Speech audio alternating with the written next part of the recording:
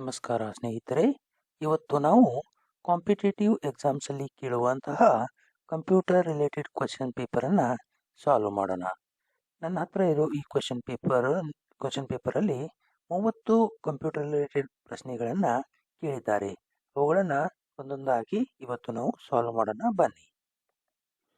ಮೊದಲನೆಯ ಪ್ರಶ್ನೆ, ಈ ಕ್ವಶನ್ ಪೇಪರ್ ಇರೋದು ಕನ್ನಡ ಮತ್ತು ಇಂಗ್ಲಿಷ್ ಎರಡೂ ಭಾಷೆಗಳಲ್ಲಿ. ನಾವು ಇಂಗ್ಲಿಷ್ನಲ್ಲಿ ಸಾಲ್ವ್ ಮಾಡೋಣ, ಏಕೆಂದರೆ ಟೆಕ್ನಿಕಲ್ ವರ್ಡ್ಗಳು ತುಂಬ ಈಸಿಯಾಗಿ ನಮಗೆ ಅರ್ಥ ಆಗುತ್ತದೆ. ಅದಕ್ಕೆ ಇದರಲ್ಲಿ ಕೇಳಿರುವಂತಹ ಮೊದಲನೇ ಪ್ರಶ್ನೆ, regarding processors following 2 statements are given. ಅಂದರೆ ಪ್ರೊಸೆಸರ್ ರಿಲೇಟೆಡ್ 2 ಸ್ಟೇಟ್ಮೆಂಟ್ಗಳನ್ನು ಕೊಟ್ಟಿದ್ದಾರೆ. ಒಂದು, RISC is reusable instruction set computing processors. RISC ಅನ್ನೋದು reusable instruction set computing processor. ಆಮೇಲೆ ಸಿಸ್ಕ್ ಅನ್ನೋದು complex instruction set computing processor. B, CISC is a complex instruction set computing processor. Which of the above given statements is are correct. ಈ ಮೇಲ್ಗಡೆ ಕೊಟ್ಟಿರೋ 2 ಸ್ಟೇಟ್ಮೆಂಟಲ್ಲಿ ಯಾವುದು ಸರಿ ಅಂತ ಕೇಳಿದ್ದಾರೆ ಅವರು. Select the following correct answers from the options given below. ಒಂದನೇದು A only, ಎರಡನೇದು ಬಿ ಓನ್ಲಿ, ಮೂರನೇದು ಬೋತ್ ಎ ಆ್ಯಂಡ್ ಬಿ, ನಾಲ್ಕನೇದು ನೈದರ್ ಎ ನಾರ್ ಬಿ. ಅಂದರೆ ಎ ಅಥವಾ ಬಿ ಯಾವುದು. ರಿಸ್ಕ್ ಅಂದರೆ reusable instruction set computing processors ಅಂತೇಳಿ. ರಿಸ್ಕ್ ಅನ್ನೋದು ಇದು ಪ್ರೊಸೆಸರ್ ರಿಲೇಟೆಡ್ ಒಂದು ಸ್ಟೇಟ್ಮೆಂಟ್. ರಿಸ್ಕ್ ಅಂದರೆ ಇದರಲ್ಲಿ ನಾವು ಒಂದೇ ಇನ್ಸ್ಟ್ರಕ್ಷನ್ ಅನ್ನು ಕಳಿಸ್ತಾರೆ. ಆ ಒಂದು ಇನ್ಸ್ಟ್ರಕ್ಷನ್ ಒಂದು ಟಾಸ್ಕನ್ನು ಮಾತ್ರ ಆಟ್ ಎ ಟೈಮ್ ಕಂಪ್ಲೀಟ್ ಮಾಡುತ್ತದೆ. ಇದು ಮಲ್ಟಿಪಲ್ ಟಾಸ್ಕ್ಗಳನ್ನು ಮಾಡೋದಿಲ್ಲ. ಹಾಗಾಗಿ ಇವು ಬೇಸಿಕ್ ಕಂಪ್ಯೂಟರ್ ಅಂದರೆ ಹೋಮ್ ಯೂಸ್ಡು ಆಮೇಲೆ ಅಥವಾ ಸ್ಕೂಲ್ ಪರ್ಪಸ್ ಯೂಸ್ಡ್ ಕಂಪ್ಯೂಟರ್ಸ್ಗಳಲ್ಲೆಲ್ಲ ಈ ಟೆಕ್ನಾಲಜಿ ಯೂಸ್ ಮಾಡ್ತಾರೆ. ರಿಸ್ಕ್ ಅಂದರೆ ಇದರಲ್ಲಿ ಒಂದು ಇನ್ಸ್ಟ್ರಕ್ಷನ್ ಕಳಿಸಿದರೆ ಅದು ಒಂದೇ ಯಾವ ಇನ್ಸ್ಟ್ರಕ್ಷನ್ ಯಾವ ಟಾಸ್ಕ್ಗಾಗಿ ಕಳಿಸಿರ್ತಾರಲ್ಲ ಆ ಟಾಸ್ಕ್ ಮಾತ್ರ ಇದು ಕಂಪ್ಲೀಟ್ ಮಾಡುತ್ತದೆ. ಇದು ಕೂಡ ಒಂದು ಪ್ರೊಸೆಸರ್ ರಿಲೇಟೆಡ್ ಸ್ಟೇಟ್ಮೆಂಟ್. ಇನ್ನು ಎರಡನೇದು ಸಿಸ್ಕ್ ಅಂದರೆ complex instruction set computing processors ಅಂತ ಹೇಳಿ. ಸಿಸ್ಕಲ್ಲಿ ಏನು ಮಾಡುತ್ತೆ, ನಾವು ಒಂದು ಇನ್ಸ್ಟ್ರಕ್ಷನ್ನ ಕೊಟ್ಟರೆ ಅದು ಮಲ್ಟಿಪಲ್ ಟಾಸ್ಕ್ಗಳನ್ನು ಮಾಡುತ್ತೆ. ಇವು ಸೂಪರ್ ಕಂಪ್ಯೂಟರ್ಸ್ಗಳಲ್ಲೆಲ್ಲ ಈ ಟೆಕ್ನಾಲಜಿಯನ್ನು ಯೂಸ್ ಮಾಡ್ತಾರೆ. ಹಾಗಾಗಿ ಇದು ಕೂಡ ಒಂದು ಪ್ರೊಸೆಸರ್ ರಿಲೇಟೆಡ್ ಸ್ಟೇಟ್ಮೆಂಟ್. ಹಾಗಾಗಿ ಮೊದಲನೇ ಪ್ರಶ್ನೆಗೆ ಉತ್ತರ 3, ಬೋತ್ ಎ ಆ್ಯಂಡ್ ಬಿ ಎರಡೂ ಕೂಡ ಪ್ರೊಸೆಸರ್ ರಿಲೇಟೆಡ್ ಸ್ಟೇಟ್ಮೆಂಟ್ ಇರೋದರಿಂದ ಇದಕ್ಕೆ answer both A and B. ಇನ್ನು ಎರಡನೇ ಪ್ರಶ್ನೆ ನೋಡೋಣ. ಎರಡನೇ ಪ್ರಶ್ನೆ ಬಂದು, consider following statements regarding format of a magnetic disk. ಇವರು ಮ್ಯಾಗ್ನೆಟಿಕ್ ಡಿಸ್ಕ್ ರಿಲೇಟೆಡ್ ಸ್ಟೇಟ್ಮೆಂಟ್ಗಳನ್ನು ಕೊಟ್ಟಿದ್ದಾರೆ. ಇದರಲ್ಲಿ ಏನು ಕೇಳಿದ್ದಾರೆ ನೋಡಿ ಅವರು. A, disk drive creates a set of rings called tracks on each side of the disk. ಇದೇನು ಮಾಡುತ್ತೆ, ಡಿಸ್ಕ್ ಡ್ರೈವ್ ಸೆಟ್ ಆಫ್ ರಿಂಗ್ಗಳನ್ನು ಕ್ರಿಯೇಟ್ ಮಾಡುತ್ತೆ. ಅದಕ್ಕೆ ಏನು ಮಾಡ್ತಾರೆ, ಟ್ರ್ಯಾಕ್ಸ್ ಅಂತ ಹೇಳಿ ಕರೀತಾರೆ. ಅದು both side of the disk create ಮಾಡುತ್ತದೆ. ಇನ್ನು ಬಿ ಸ್ಟೇಟ್ಮೆಂಟ್ ಏನಿದೆ, the number of tracks depends on the type of the disk. Tracks ಏನಾಗುತ್ತೆ, ಟೈಪ್ ಆಫ್ ದ ಡಿಸ್ಕ್ ಅದು ಡಿಸ್ಕ್ ದ ಟೈಪ್ ಮೇಲೆ ಡಿಪೆಂಡ್ ಆಗಿರುತ್ತದೆ. ದ ನಂಬರ್ ಆಫ್ ಟ್ರ್ಯಾಕ್ಸ್, ಈಗ disk 120 GB ಇದ್ದರೆ ಅದಕ್ಕೆ ಎಷ್ಟು ಟ್ರ್ಯಾಕ್ಸ್ಗಳು ಕ್ರಿಯೇಟ್ ಆಗುತ್ತವೆ ಅನ್ನೋದು ಡಿಸ್ಕ್ ಮೇಲೆ ಅದು ಡಿಪೆಂಡ್ ಆಗಿರ್ತದೆ. ಮೂರನೇದೇನಿದೆ, each sectors are divided into tracks. ಅಂದರೆ ಸೆಕ್ಟರ್ಸ್ಗಳು ಟ್ರ್ಯಾಕ್ಸ್ ಆಗಿ ಡಿವೈಡ್ ಆಗ್ತವೆ ಅಂತ ಹೇಳಿ ಕೊಟ್ಟಿದ್ದಾರೆ. ನಾಲ್ಕನೇದು ಬಂದು ಟ್ರ್ಯಾಕ್ಸ್ ಆರ್ ನಂಬರ್ಡ್. ಟ್ರ್ಯಾಕ್ಗಳು ಏನಿರುತ್ತೆ, ನಂಬರ್ ಇರುತ್ತೆ 0, 1, 2, 3. ಆ ಟ್ರ್ಯಾಕ್ಸ್ಗಳ ಮೇಲೆ ನಂಬರ್ಗಳ ಮೇಲೆ ಡೇಟಾ ಏನಾಗುತ್ತೆ, ಸ್ಟೋರ್ ಆಗುತ್ತೆ. ಇವ್ರೇನು ಕೇಳ್ತಾರೆ ನೋಡಿ, select the code for the correct answer for the options given below.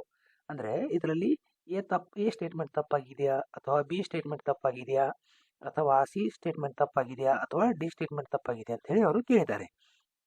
ಇದು ಮ್ಯಾಗ್ನೆಟಿಕ್ ಡಿಸ್ಕ್ ಅಂದರೆ ನಮ್ಮ ಕಂಪ್ಯೂಟರಲ್ಲಿ ಡೇಟಾ ಸ್ಟೋರೇಜ್ ಮಾಡೋಕ್ಕೆ ಹಾರ್ಡ್ ಡಿಸ್ಕನ್ನು ನಾವು ಯೂಸ್ ಮಾಡ್ತೀವಿ.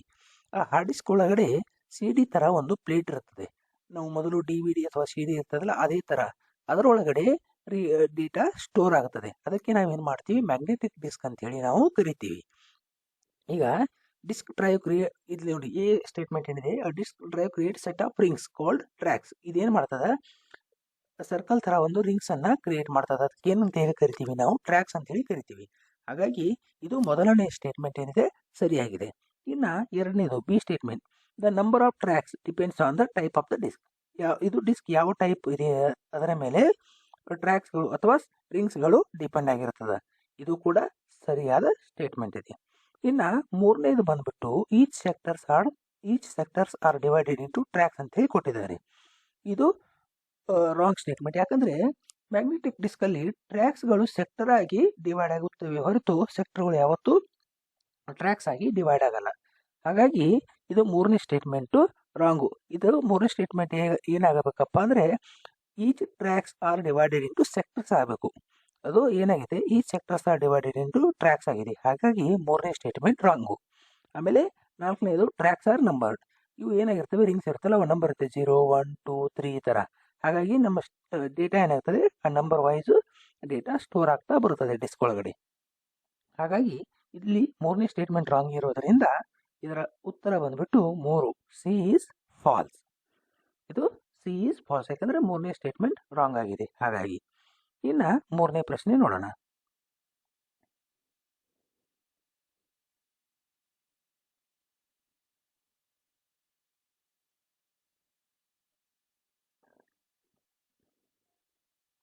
ಮೂರನೇದು ನೋಡಿ.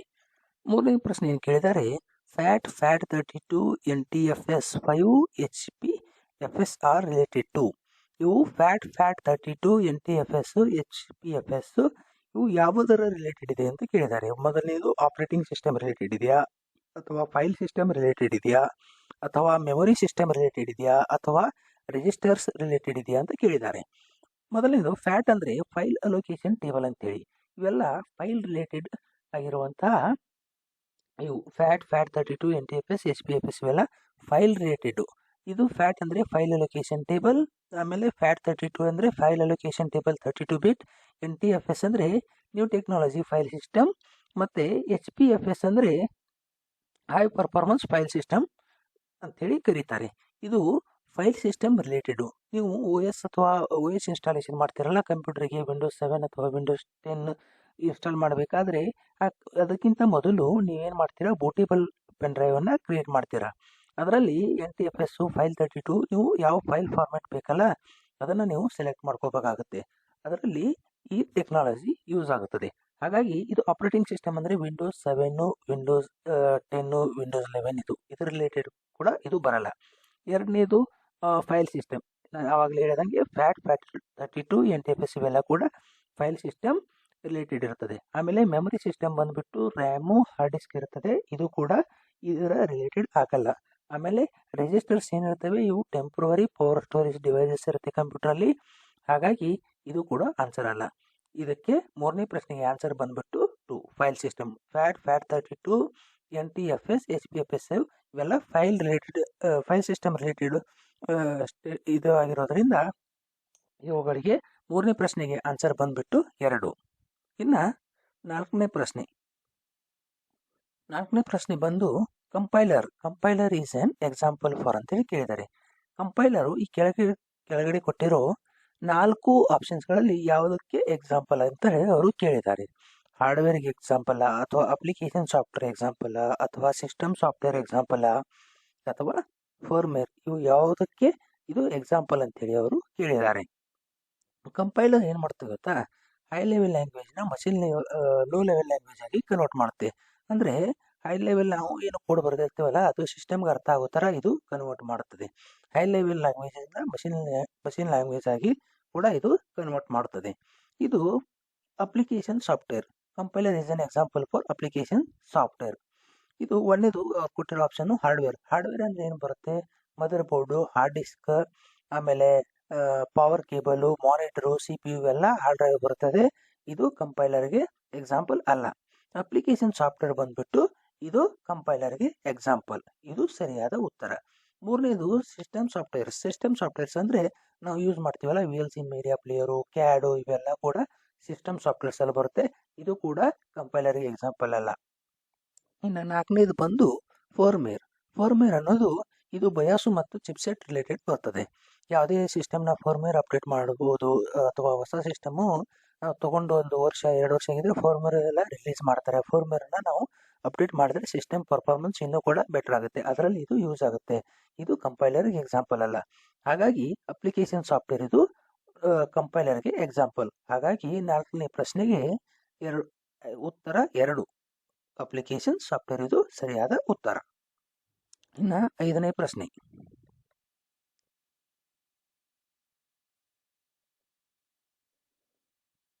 ಐದನೇ ಪ್ರಶ್ನೆ ಏನು ಕೇಳಿದ್ದಾರೆ, consider following statements regarding functions of operating system. ಇಲ್ಲಿ ಅವರು 4 ಸ್ಟೇಟ್ಮೆಂಟ್ಗಳನ್ನು ಕೊಟ್ಟಿದ್ದಾರೆ. ಇದು operating system related. Operating system ಅಂದರೆ ನಾನು ಹೇಳಿದಾಗೆ ವಿಂಡೋಸ್ 7, ವಿಂಡೋಸ್ 10, ವಿಂಡೋಸ್ 11 ಈ ಆಪರೇಟಿಂಗ್ ಸಿಸ್ಟಮ್ ರಿಲೇಟೆಡ್ 4 ಸ್ಟೇಟ್ಮೆಂಟ್ಗಳನ್ನು ಕೊಟ್ಟಿದ್ದಾರೆ. ಏನು ಕೊಟ್ಟಿದ್ದಾರೆ, loads the program into the computer memory. ಒಂದು ಇದೇನು ಮಾಡುತ್ತದೆ, ಪ್ರೋಗ್ರಾಮನ್ನು ಕಂಪ್ಯೂಟರ್ ಮೆಮೊರಿಗೆ ಲೋಡ್ ಮಾಡುತ್ತದೆ ಅಂತೇಳಿ ಕೊಟ್ಟಿದ್ದಾರೆ. ಎರಡನೇದು ಏನು ಕೊಟ್ಟಿದ್ದಾರೆ, coordinates with the computer hardware. ಇದು ಕಂಪ್ಯೂಟರ್ ಹಾರ್ಡ್ವೇರ್ ಜೊತೆ ಕೋಆರ್ಡಿನೇಟ್ ಮಾಡುತ್ತೆ. ಕಂಪ್ಯೂಟರ್ ಹಾರ್ಡ್ವೇರ್ ಅಂದರೆ mouse, keyboard, hard disk, printer ಅಥವಾ ಮಾನಿಟರು ಇವುಗಳೆಲ್ಲ ಜೊತೆ ಇದು ಕೋಆರ್ಡಿನೇಟ್ ಮಾಡುತ್ತದೆ ಅಂತ ಹೇಳಿ ಕೊಟ್ಟಿದ್ದಾರೆ. ಮೂರನೇದು ಏನು ಕೊಟ್ಟಿದ್ದಾರೆ, managing of files. Managing of files ಅಂದರೆ ಫೈಲ್ ಇರೋದನ್ನು ಕಾಪಿ ಮಾಡೋದು, ಪೇಸ್ಟು ಅಥವಾ ಫೈಲ್ ಓಪನ್ನು, ಫೈಲ್ ಕ್ಲೋಸು, ಇದು ಫೈಲನ್ನು ಇದು ಮ್ಯಾನೇಜ್ ಮಾಡುತ್ತದೆ ಅಂತ ಹೇಳಿ ಕೊಟ್ಟಿದ್ದಾರೆ. ನಾಲ್ಕನೇದು ಏನು ಕೊಟ್ಟಿದ್ದಾರೆ, ಪ್ರೊಟೆಕ್ಷನ್ ಫ್ರಾಮ್ ಎಕ್ಸ್ಟರ್ನಲ್ ಅಟ್ಯಾಕ್ಸ್. ಅಂದರೆ ಎಕ್ಸ್ಟರ್ನಲಿಂದ ಅಟ್ಯಾಕ್ಸ್ ಆಗ್ತಾವಲ್ಲ, ಸಪೋಸ್ ಇವಾಗ ವೈರಸ್ ಬರೋದು, ಈ ಥರ ಎಲ್ಲ ಎಕ್ಸ್ಟರ್ನಲ್ ಅಟ್ಯಾಕ್ಸ್ ಆಗ್ತಲ್ಲ, ಇದರಿಂದ ಇದು ಆಪರೇಟಿಂಗ್ ಸಿಸ್ಟಮ್ ಪ್ರೊಟೆಕ್ಟ್ ಮಾಡುತ್ತದೆ ಅಂತ ಹೇಳಿ ಕೊಟ್ಟಿದ್ದಾರೆ. ಈ ಥರ 4 ಸ್ಟೇಟ್ಮೆಂಟ್ಗಳನ್ನು ಕೊಟ್ಟಿದ್ದಾರೆ. ಅದರ ಕೆಳಗಡೆ ಏನು ಕೊಟ್ಟಿದ್ದಾರೆ ನೋಡಿ, select the code for the correct answers from the options given below. ಈ ಕೆಳಗಡೆ ಕೊಟ್ಟಿರೋ 4 ಆಪ್ಷನ್ನಲ್ಲಿ ಯಾವುದು ಕರೆಕ್ಟ್ ಅಂತ ಹೇಳಿ ಅವರು ಕೊಟ್ಟಿದ್ದಾರೆ. ಇಲ್ಲಿ ನೋಡಿ, ಮೊದಲನೇ ಇವರು ಏನು ಕೊಟ್ಟಿದ್ದಾರೆ, ಈ statement loads the program into the computer memory. ಅಂದರೆ ನೀವು ಯಾವಾಗ ಸಿಸ್ಟಮನ್ನು ಸ್ಟಾರ್ಟ್ ಮಾಡ್ತೀರಲ್ಲ ಆ ಟೈಮಲ್ಲಿ ಆಪರೇಟಿಂಗ್ ಸಿಸ್ಟಮು ಮೆಮೊರಿಯಲ್ಲಿ ಲೋಡ್ ಆಗ್ತದೆ. ಅದು ಸ್ಟೇಟ್ಮೆಂಟ್ ಕೂಡ ಕರೆಕ್ಟು. ಇನ್ನು ಎರಡನೇದು coordinates with the computer hardware correct. ನಾವು ಸಿಸ್ಟಮ್ ಯೂಸ್ ಮಾಡಬೇಕಾದ್ರೆ ಮೌಸು, ಕೀಬೋರ್ಡು ಏನು ಯೂಸ್ ಮಾಡ್ತೀವಲ್ಲ ಆ ಟೈಮಲ್ಲಿ ಆಪರೇಟಿಂಗ್ ಸಿಸ್ಟಮು ಕಂಪ್ಯೂಟರ್ ಹಾರ್ಡ್ವೇರ್ ಜೊತೆ ಕೋಆರ್ಡಿನೇಟ್ ಮಾಡುತ್ತದೆ. ಇದು ಕೂಡ ಕರೆಕ್ಟು. ಇನ್ನು ಮೂರನೇದು ಮ್ಯಾನೇಜಿಂಗ್ ಆಫ್ ಫೈಲ್ಸನ್ನು ಮ್ಯಾನೇಜ್ ಮಾಡುತ್ತೆ. ಕಾಪಿ ಮಾಡೋದು, ಪೇಸ್ಟ್ ಮಾಡೋದು, ಸೇವ್ ಮಾಡೋದು ಅಥವಾ ಪ್ರಿಂಟ್ ಮಾಡೋದು, ಫೈಲ್ ಮಾಡಿಫೈ ಮಾಡೋದು, ಇದು ಎಲ್ಲ ಕೂಡ ಆಪರೇಟಿಂಗ್ ಸಿಸ್ಟಮೇ ಮಾಡೋದು. ಆಮೇಲೆ ಇದು ಕೂಡ ಸರಿಯಾದ ಸ್ಟೇಟ್ಮೆಂಟ್. 3 ಸಿ ಸ್ಟೇಟ್ಮೆಂಟ್ ಕೂಡ ಸರಿಯಾದ್ದು. ಇನ್ನು statement D, protection from external attack. ಅಂದರೆ ಇದು ಎಕ್ಸ್ಟರ್ನಲ್ ಅಟ್ಯಾಕ್ ಆಗಿರೋದನ್ನು ಪ್ರೊಟೆಕ್ಟ್ ಮಾಡುತ್ತೆ ಅಂತ ಹೇಳಿ ಕೊಟ್ಟಿದ್ದಾರೆ. ಅಂದರೆ ವೈರಸ್ ಅಟ್ಯಾಕ್ ಆಗೋದು ಅಥವಾ ಬೇರೆ ಯಾವುದೇ ಥರ ಅಟ್ಯಾಕ್ ಆಗೋದನ್ನು ಇದು ಪ್ರೊಟೆಕ್ಟ್ ಮಾಡುತ್ತದೆ ಅಂತ ಹೇಳಿ ಕೊಟ್ಟಿದ್ದಾರೆ. ಇದು ಸರಿಯಾದ ಸ್ಟೇಟ್ಮೆಂಟ್ ಅಲ್ಲ. ಏನಕ್ಕಪ್ಪ ಅಂದರೆ ಎಕ್ಸ್ಟರ್ನಲ್ ಅಟ್ಯಾಕ್ ಅಂದರೆ ವೈರಸ್ಗಳನ್ನು ತಡೆಯೋದು ಆ್ಯಂಟಿ ವೈರಸ್ ಮಾತ್ರ. ನೀವು ನೋಡಿರ್ಬೋದು, ಮೆಕ್ಯಾಫೆ ಆಗಿರ್ಬೋದು, ಕ್ವಿಕಿಲ್ ಆಗಿರ್ಬೋದು ಅಥವಾ NPAV ಆಗಿರ್ಬೋದು, ಇವು ಎಕ್ಸ್ಟರ್ನಲ್ ಅಟ್ಯಾಕಿಂದ ಡಾಟಾನ ಪ್ರೊಟೆಕ್ಟ್ ಮಾಡ್ತದೆ, ಬಟ್ ಆಪರೇಟಿಂಗ್ ಸಿಸ್ಟಮ್ ಅಲ್ಲ. ಹಾಗಾಗಿ ಡಿ ಇದು ಸರಿಯಾದ ಸ್ಟೇಟ್ಮೆಂಟ್ ಅಲ್ಲ. ಇದಕ್ಕೆ ಈ 5ನೇ ಪ್ರಶ್ನೆಗೆ ಉತ್ತರ ಬಂದುಬಿಟ್ಟು A ಟ್ರೂ ಇದೆ, B ಟ್ರೂ ಇದೆ, C ಟ್ರೂ ಇದೆ, D ಫಾಲ್ಸ್ ಇದೆ. ಎಲ್ಲಿದೆ ನೋಡಿ, second answer A true, B true, C true, D false. ಹಾಗಾಗಿ 5ನೇ ಪ್ರಶ್ನೆಗೆ ಉತ್ತರ 2, A true, B true, C true, D false. ಇನ್ನು 6ನೇ ಪ್ರಶ್ನೆ ನೋಡೋಣ.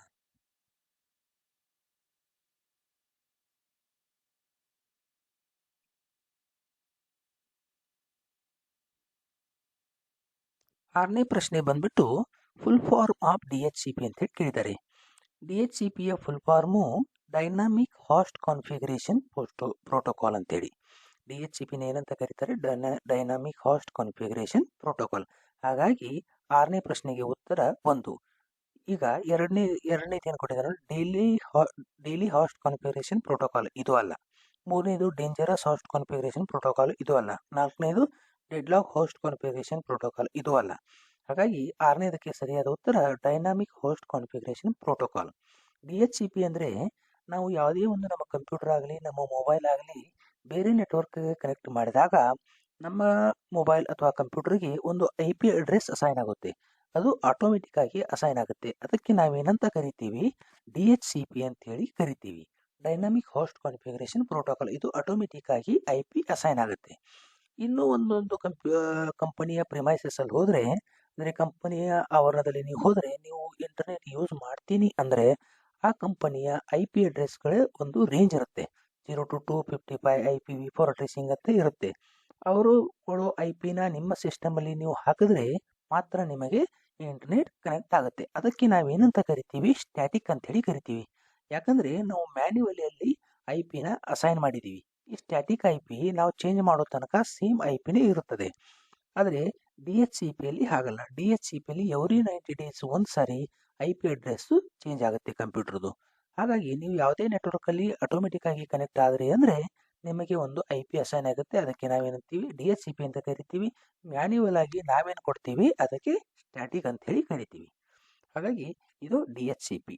ಡಿ ಎಚ್ ಸಿ ಪಿ ಅಂದರೆ ಆಟೋಮೆಟಿಕ್ ಐ ಪಿ ಅಸೈನ್ ಆಗೋದು. ಇದಕ್ಕೆ ಡಿ ಎಚ್ ಸಿ ಪಿ ಅಂತ ಕರಿತೀವಿ. ಇದರದ full form dynamic host configuration protocol. 6ನೇ ಪ್ರಶ್ನೆಗೆ ಉತ್ತರ 1. ಇನ್ನು 7ನೇ ಪ್ರಶ್ನೆ ನೋಡೋಣ ಬನ್ನಿ.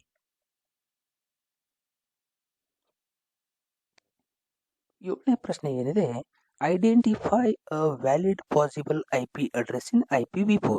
ಅಂದರೆ ಇವರು ಕೊಟ್ಟಿರೋ 4 ಐ ಪಿ ಅಡ್ರೆಸ್ಗಳಲ್ಲಿ ಯಾವುದು valid I P address IPv4 ಅಂದರೆ ಐ ಪಿ ಅಡ್ರೆಸ್ ವರ್ಷನ್ 4ಅಲ್ಲಿ ಯಾವುದು ವ್ಯಾಲಿಡ್ ಐ ಪಿ ಅಡ್ರೆಸ್ ಅಂತೇಳಿ ಅವರು ಕೇಳಿದ್ದಾರೆ. IPv4 ಅಡ್ರೆಸ್ಸಿಂಗಲ್ಲಿ 0 to 255 ಅಂದರೆ IPv4 ಅಡ್ರೆಸ್ ಬಂದ್ಬಿಟ್ಟು 4 ಡಿಜಿಟ್ ಇರುತ್ತೆ. ಈಚ್ ಡಿಜಿಟು ಡೆಸಿಮಲಲ್ಲಿ ಇರುತ್ತೆ. ಅದು ಹಾಗಾಗಿ ಇದೇನಿರುತ್ತೆ, ಸಪೋಸ್ ಒಂದು ಎಕ್ಸಾಂಪಲ್ ನಾನು ಹೇಳ್ತೀನಿ. 192.168.10.10 ಇದು ಒಂದು 4 ಡಿಜಿಟ್ ಐ ಪಿ ಅಡ್ರೆಸ್. ಇದು ಒಂದು 4 ಡಿಜಿಟ್ ಐ ಪಿ ಅಡ್ರೆಸ್. ಅದೇ ಥರ ಇವರು ಕೊಟ್ಟಿರೋ ಕೆಳಗಡೆ 4 ಆಪ್ಷನ್ಸ್ಗಳಲ್ಲಿ ಯಾವುದು ವ್ಯಾಲಿಡ್ ಅಂತ ಹೇಳಿ ಕೇಳಿದ್ದಾರೆ. IPv4 ಅಲ್ಲಿ 0 to 255 ಡಿಜಿಟ್ಸ್ಗಳು ಮಾತ್ರ ಇರುತ್ತೆ. ಅದು IPv4 ಅಲ್ಲಿ 0 to 255 ಇಲ್ಲಿರೋ ಡಿಜಿಟ್ಸ್ಗಳು ಮಾತ್ರ IPv4 ಅಡ್ರೆಸ್ಸಲ್ಲಿ ವ್ಯಾಲಿಡ್ ಇರ್ತದೆ. 255 ಮೇಲೆ ಎಬೋ ಹೋದರೆ 256 ಕೂಡ ವ್ಯಾಲಿಡ್ ಅಲ್ಲ. ಹಾಗಾಗಿ ಇಲ್ಲಿ ನೋಡೋಣ, ಮೊದಲನೇ ಕೊಟ್ಟಿರೋ ಅವ್ರ ಆಪ್ಷನಲ್ಲಿ 222 ಇದು ವ್ಯಾಲಿಡ್ ಇದೆ. ಯಾಕಂದರೆ 0 to 255 ಇದೆ. 222.222.222.257 ಇದು valid I P address format ಅಲ್ಲ. ಯಾಕಂದರೆ ಇದರಲ್ಲಿ 257 ಇದೆ. ಮ್ಯಾಕ್ಸಿಮಮ್ ನಂಬರ್ ಇರೋದು 255 ಮಾತ್ರ IPv4 ಅಲ್ಲಿ. ಹಾಗಾಗಿ ಇದು ರಾಂಗ್ ಆನ್ಸರ್. ಇನ್ನು ಎರಡನೇ ನೋಡಿ, 333.222.222.222 ಇದು ಕೂಡ ವ್ಯಾಲಿಡ್ ಅಲ್ಲ. ಯಾಕಂದರೆ ಮೊದಲನೇ ಇದು 333 ಇದೆ. ಇದು ವ್ಯಾಲಿಡ್ ಅಲ್ಲ. ಮ್ಯಾಕ್ಸಿಮಮ್ ಇರೋದು 255 ಮಾತ್ರ IPv4 ಅಲ್ಲಿ. ಸೊ ಹಾಗಾಗಿ ಇದು ಅಲ್ಲ. ಮೂರನೇ ನೋಡಿ, 222.222.222.444 ಇದು ಕೂಡ ವ್ಯಾಲಿಡ್ ಅಲ್ಲ. ಯಾಕಂದರೆ ಇದು ಕೂಡ ಎಬೋ 255 ಇದೆ. ಹಾಗಾಗಿ ಇದು ವ್ಯಾಲಿಡ್ ಅಲ್ಲ. ಇನ್ನು 4ನೇ ಐ ಪಿ ಅಡ್ರೆಸ್ ನೋಡೋಣ. 4ನೇದೇನಿದೆ, 43.247.156.26 ಇದು ವ್ಯಾಲಿಡ್ ಐ ಪಿ ಅಡ್ರೆಸ್. ಯಾಕಂದರೆ ಇಲ್ಲಿ ಇರೋದೆಲ್ಲ 4 ಡಿಜಿಟ್ ನಂಬರ್ಸ್ಗಳೆಲ್ಲ 4 ನಂಬರ್ಸ್ಗಳೆಲ್ಲ 0 to 255 ಒಳಗಡೆ ಇದೆ. 43 ಕೂಡ 255 ಒಳಗಡೆ ಇದೆ. .247 ಕೂಡ 255 ಒಳಗಡೆ ಇದೆ. .156 ಕೂಡ 255 ಒಳಗಡೆ ಇದೆ. .26 ಕೂಡ 155 ಒಳಗಡೆ ಇದೆ. 255 ಒಳಗಡೆ ಇದೆ. ಹಾಗಾಗಿ ಇದು ವ್ಯಾಲಿಡ್ ಐ ಪಿ ಅಡ್ರೆಸ್. ಹಾಗಾಗಿ 7ನೇ ಪ್ರಶ್ನೆಗೆ ಸರಿಯಾದ ಉತ್ತರ 4, 43.247.56.26 ಸರಿಯಾದ ಉತ್ತರ. ಇನ್ನು 8ನೇ ಪ್ರಶ್ನೆ ನೋಡೋಣ. 8ನೇ ಪ್ರಶ್ನೆ ಬಂದ್ಬಿಟ್ಟು, a server side dynamic web page contains scripts which are. ಅಂದರೆ dynamic server side dynamic web page ಏನಿರ್ತದೆ ಸ್ಕ್ರಿಪ್ಟ್ಗಳನ್ನು ಒಳಗೊಂಡಿರ್ತದೆ. ಅವು ಕಂಪೈಲ್ಡ್, ಅವ್ರು ಏನು ಕೊಟ್ಟಿದ್ದಾರೆ, ಆಪ್ಷನ್ಸ್ ಕೊಟ್ಟಿದ್ದಾರೆ, 4 ಆಪ್ಷನ್ಸು. ಒಂದು ಕಂಪೈಲ್ಡ್, ಅವು ಕಂಪೈಲ್ಡ್ ಆಗಿರ್ತಾವ ಅಥವಾ ಇಂಟರ್ಪ್ರಿಟೆಡ್ ಆಗಿರ್ತಾವ ಅಥವಾ ಬೋತ್ ಕಂಪೈಲ್ಡ್ ಮತ್ತು ಇಂಟರ್ಪ್ರಿಟೆಡ್ ಆಗಿರ್ತಾವ ಅಥವಾ ಕಂಪೈಲ್ಡ್ ಅಥವಾ ಇಂಟರ್ಪ್ರಿಟೆಡ್, ಇದರ ಕಂಪೈಲ್ಡ್ ಇರ್ಬೋದು ಅಥವಾ ಇಂಟರ್ಪ್ರಿಟೆಡ್ ಇರ್ಬೋದು, ಯಾವ್ದು ಇರ್ತದೆ ಅಂತ ಹೇಳಿ ಅವರು ಕೇಳಿದ್ದಾರೆ. ಇಲ್ಲಿ ನೋಡಿ, server side dynamic web page ಅಂದರೆ 2 ಥರ ವೆಬ್ ಪೇಜ್ಗಳು ಬರ್ತವೆ. ನೀವು ಯಾವುದಾದ್ರೂ ಒಂದು ಕಂಪನಿಯ ವೆಬ್ಸೈಟನ್ನು ವಿಸಿಟ್ ಮಾಡಿದ್ರೆ ಅಲ್ಲಿ 2 ಥರ ವೆಬ್ ಪೇಜ್ಗಳು ನೀವು ನೋಡ್ಬೋದು. ಒಂದು ಸ್ಟ್ಯಾಟಿಕ್ ವೆಬ್ ಪೇಜ್ ಮತ್ತು ಇನ್ನೊಂದು ಡೈನಾಮಿಕ್ ವೆಬ್ ಪೇಜ್ ಅಂತೇಳಿ. ಸ್ಟ್ಯಾಟಿಕ್ ವೆಬ್ ಪೇಜಲ್ಲಿ ಏನಿರುತ್ತೆ, ಸಿಂಪಲ್ ಆಗಿ ಕಂಪನಿ ಇನ್ಫಾರ್ಮೇಷನ್ ಇರುತ್ತೆ. ಅದರಲ್ಲಿ ಒಂದೇ ಪೇಜ್ ಇರುತ್ತೆ. ಅದರಲ್ಲಿ ನೀವು ಏನನ್ನು ನೋಡೋಕ್ಕಾಗಲ್ಲ. ಯಾಕಂದರೆ ಸಿಂಪಲ್ ಆಗಿ ಕಂಪನಿ ಇನ್ಫಾರ್ಮೇಷನನ್ನು ಮಾತ್ರ ನೋಡ್ಬೋದು. ಅದರಲ್ಲಿ ನಿಮ್ಮ ಡೇಟಾ ಎಂಟ್ರಿ ಮಾಡೋಕ್ಕಾಗಲ್ಲ. ನೀವು ಯಾವುದೇ ಥರ ಡೇಟಾ ಫೆಚ್ ಮಾಡೋಕ್ಕಾಗಲ್ಲ. ಹಾಗಾಗಿ ಅದಕ್ಕೆ ನಾವೇನಂತ ಹೇಳ್ತೀವಿ, ಸ್ಟ್ಯಾಟಿಕ್ ವೆಬ್ ಪೇಜ್ ಅಂತೇಳಿ ಕರಿತೀವಿ. ಸ್ಟ್ಯಾಟಿಕ್ ವೆಬ್ ಪೇಜಲ್ಲಿ ಕಂಪೈಲ್ಡ್ ಮಾತ್ರ ಇರ್ತದೆ. ಅಂದರೆ server side dynamic static web page ಅದು ಸ್ಕ್ರಿಪ್ಟ್ ಏನಾಗಿರುತ್ತೆ ಕಂಪೈಲ್ಡ್ ಮಾತ್ರ ಇರ್ತದೆ. Static web ಪೇಜಲ್ಲಿ.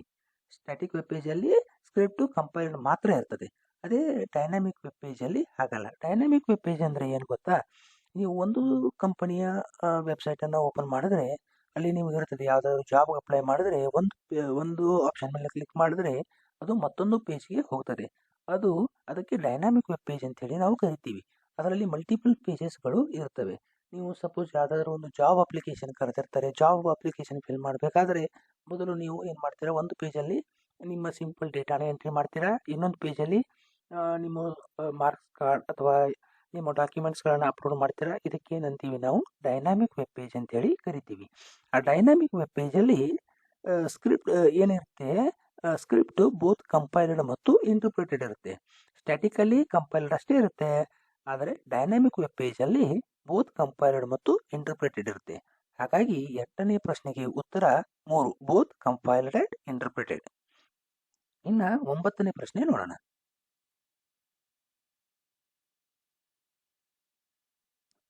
9ನೇ ಪ್ರಶ್ನೆ ಬಂದ್ಬಿಟ್ಟು ಡೆಸಿಮಲ್ ಇಕ್ವಿವೆಲೆಂಟ್ ಆಫ್ 346. ಇದು 346 ಏನಂತ ಕೇಳಿದ್ದಾರೆ ಅವರು. ಡೆಸಿಮಲ್ ಇಕ್ವಿವೆಲೆಂಟ್ ಆಫ್ 346 ಇದು ಎಷ್ಟಾಗುತ್ತೆ ಅಂತ ಹೇಳಿ ಕೇಳಿದ್ದಾರೆ. ಅದು 346 ಅವ್ರು ಏನು ಕೊಟ್ಟಿದ್ದಾರೆ, ಇದನ್ನು ಆಕ್ಟೆಟಲ್ಲಿ ಕೊಟ್ಟಿದ್ದಾರೆ. ಆಕ್ಟೆಟ್ ಅಂದರೆ ಹೆಂಗೆ ಕಂಡುಹಿಡಿಬೇಕಂದ್ರೆ ಇಲ್ಲಿ ನೋಡಿ, 346 ಬ್ರಾಕೆಟಲ್ಲಿ ಕೊಟ್ಟಿದ್ದಾರೆ, 8 ಹೊರಗಡೆ ಕೊಟ್ಟಿದ್ದಾರೆ. ಇದು ಆಕ್ಟೆಟಲ್ಲಿದೆ 346. ಇದನ್ನು ಡೆಸಿಮಲ್ ಕನ್ವರ್ಟ್ ಮಾಡಿದಾಗ ಎಷ್ಟು ವ್ಯಾಲ್ಯೂ ಬರ್ತದೆ ಅಂತೇಳಿ ಅವರು ಕೊಟ್ಟಿದ್ದಾರೆ. ಈ 346 ಆಕ್ಟೇಟ್ನ ಡೆಸಿಮಲಲ್ಲಿ ಹೇಗೆ ಕನ್ವರ್ಟ್ ಮಾಡಬೇಕು ಅನ್ನೋದನ್ನು ನಾನಿಲ್ಲಿ ನಿಮಗೆ ತೋರಿಸ್ತೀನಿ. ಬನ್ನಿ ಸ್ನೇಹಿತರೆ, ಮೊದಲು ಏನು ಮಾಡೋಣ, ನಾನು ವರ್ಡ್ ಪೇಜನ್ನು ಓಪನ್ ಮಾಡ್ಕೋತೀನಿ. ಏನು ಮಾಡಬೇಕು, 346 ನಿಮ್ಮದೇನಿದೆ, 346 ಏನಿದೆ ಇದು ಆಕ್ಟೇಟಲ್ಲಿದೆ. ಇದನ್ನು ಡೆಸಿಮಲ್ ಕನ್ವರ್ಟ್ ಮಾಡಬೇಕಾದ್ರೆ ನಾವೇನು ಮಾಡಬೇಕು, ಮೊದಲು 3 * 8 ಪ್ಲಸ್ 4 * 8 ಪ್ಲಸ್ 6 *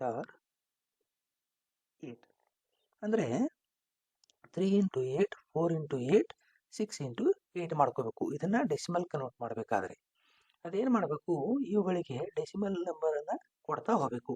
ಅದು ಹೇಗೆ ಕೊಡಬೇಕಂದ್ರೆ 8:0 8:0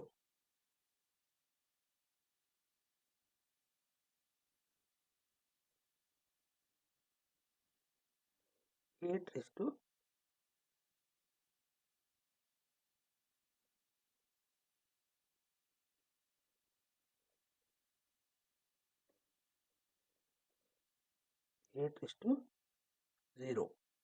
ಆಮೇಲೆ ಇದನ್ನು 8:1 ಮಾಡಬೇಕು. ಇದನ್ನು 8:2 ಮಾಡಬೇಕು.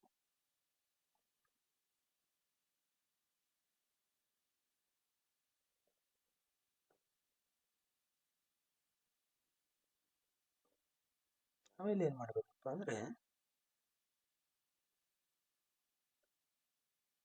ಮಾಡಿ 3 8:2 ಅಂದರೆ 8ರ ವರ್ಗ ಎಷ್ಟಾಗುತ್ತೆ, 64 ಪ್ಲಸ್ ಆಮೇಲೆ 4 8:1 ಅಂದರೆ 8 ಪ್ಲಸ್ 6 × 8:0 ಎನಿಥಿಂಗ್ * 0 ಇದು ಏನಾಗುತ್ತೆ 1 ಆಗುತ್ತೆ. Anything * 0 is value 1.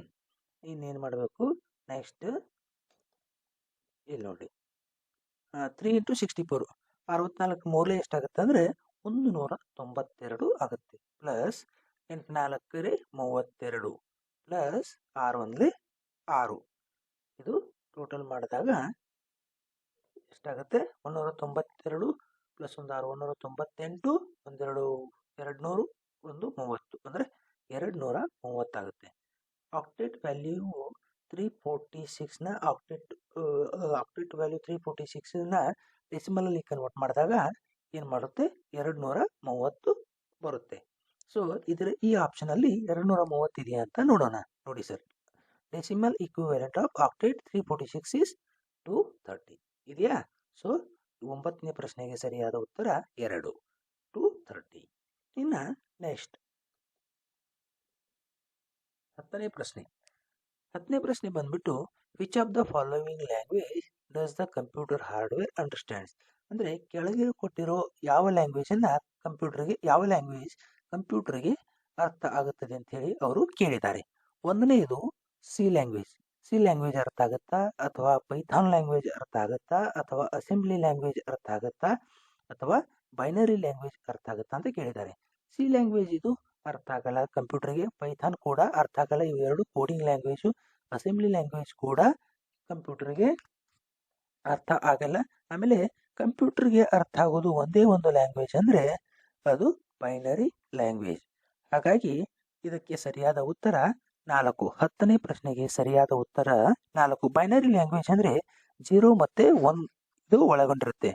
ಯಾವುದೇ ನೀವು ಕಂಪ್ಯೂಟರ್ಗೆ ಲ್ಯಾಂಗ್ವೇಜ್ ಅಂಡರ್ಸ್ಟ್ಯಾಂಡ್ ಆಗಬೇಕಾದ್ರೆ ಅದು 0s ಮತ್ತು 1s ಅಲ್ಲಿ ಇರಬೇಕು. ಹಾಗಾಗಿ ಬೈನರಿ ಲ್ಯಾಂಗ್ವೇಜು 0 ಮತ್ತು 1ರಲ್ಲಿ ಇರೋದರಿಂದ ಕಂಪ್ಯೂಟರ್ಗೆ ಅರ್ಥ ಆಗೋ ಲ್ಯಾಂಗ್ವೇಜು ಬೈನರಿ ಲ್ಯಾಂಗ್ವೇಜ್. 10ನೇ ಪ್ರಶ್ನೆಗೆ ಸರಿಯಾದ ಉತ್ತರ 4. ಇನ್ನು 11ನೇ ಪ್ರಶ್ನೆ ನೋಡೋಣ ಬನ್ನಿ.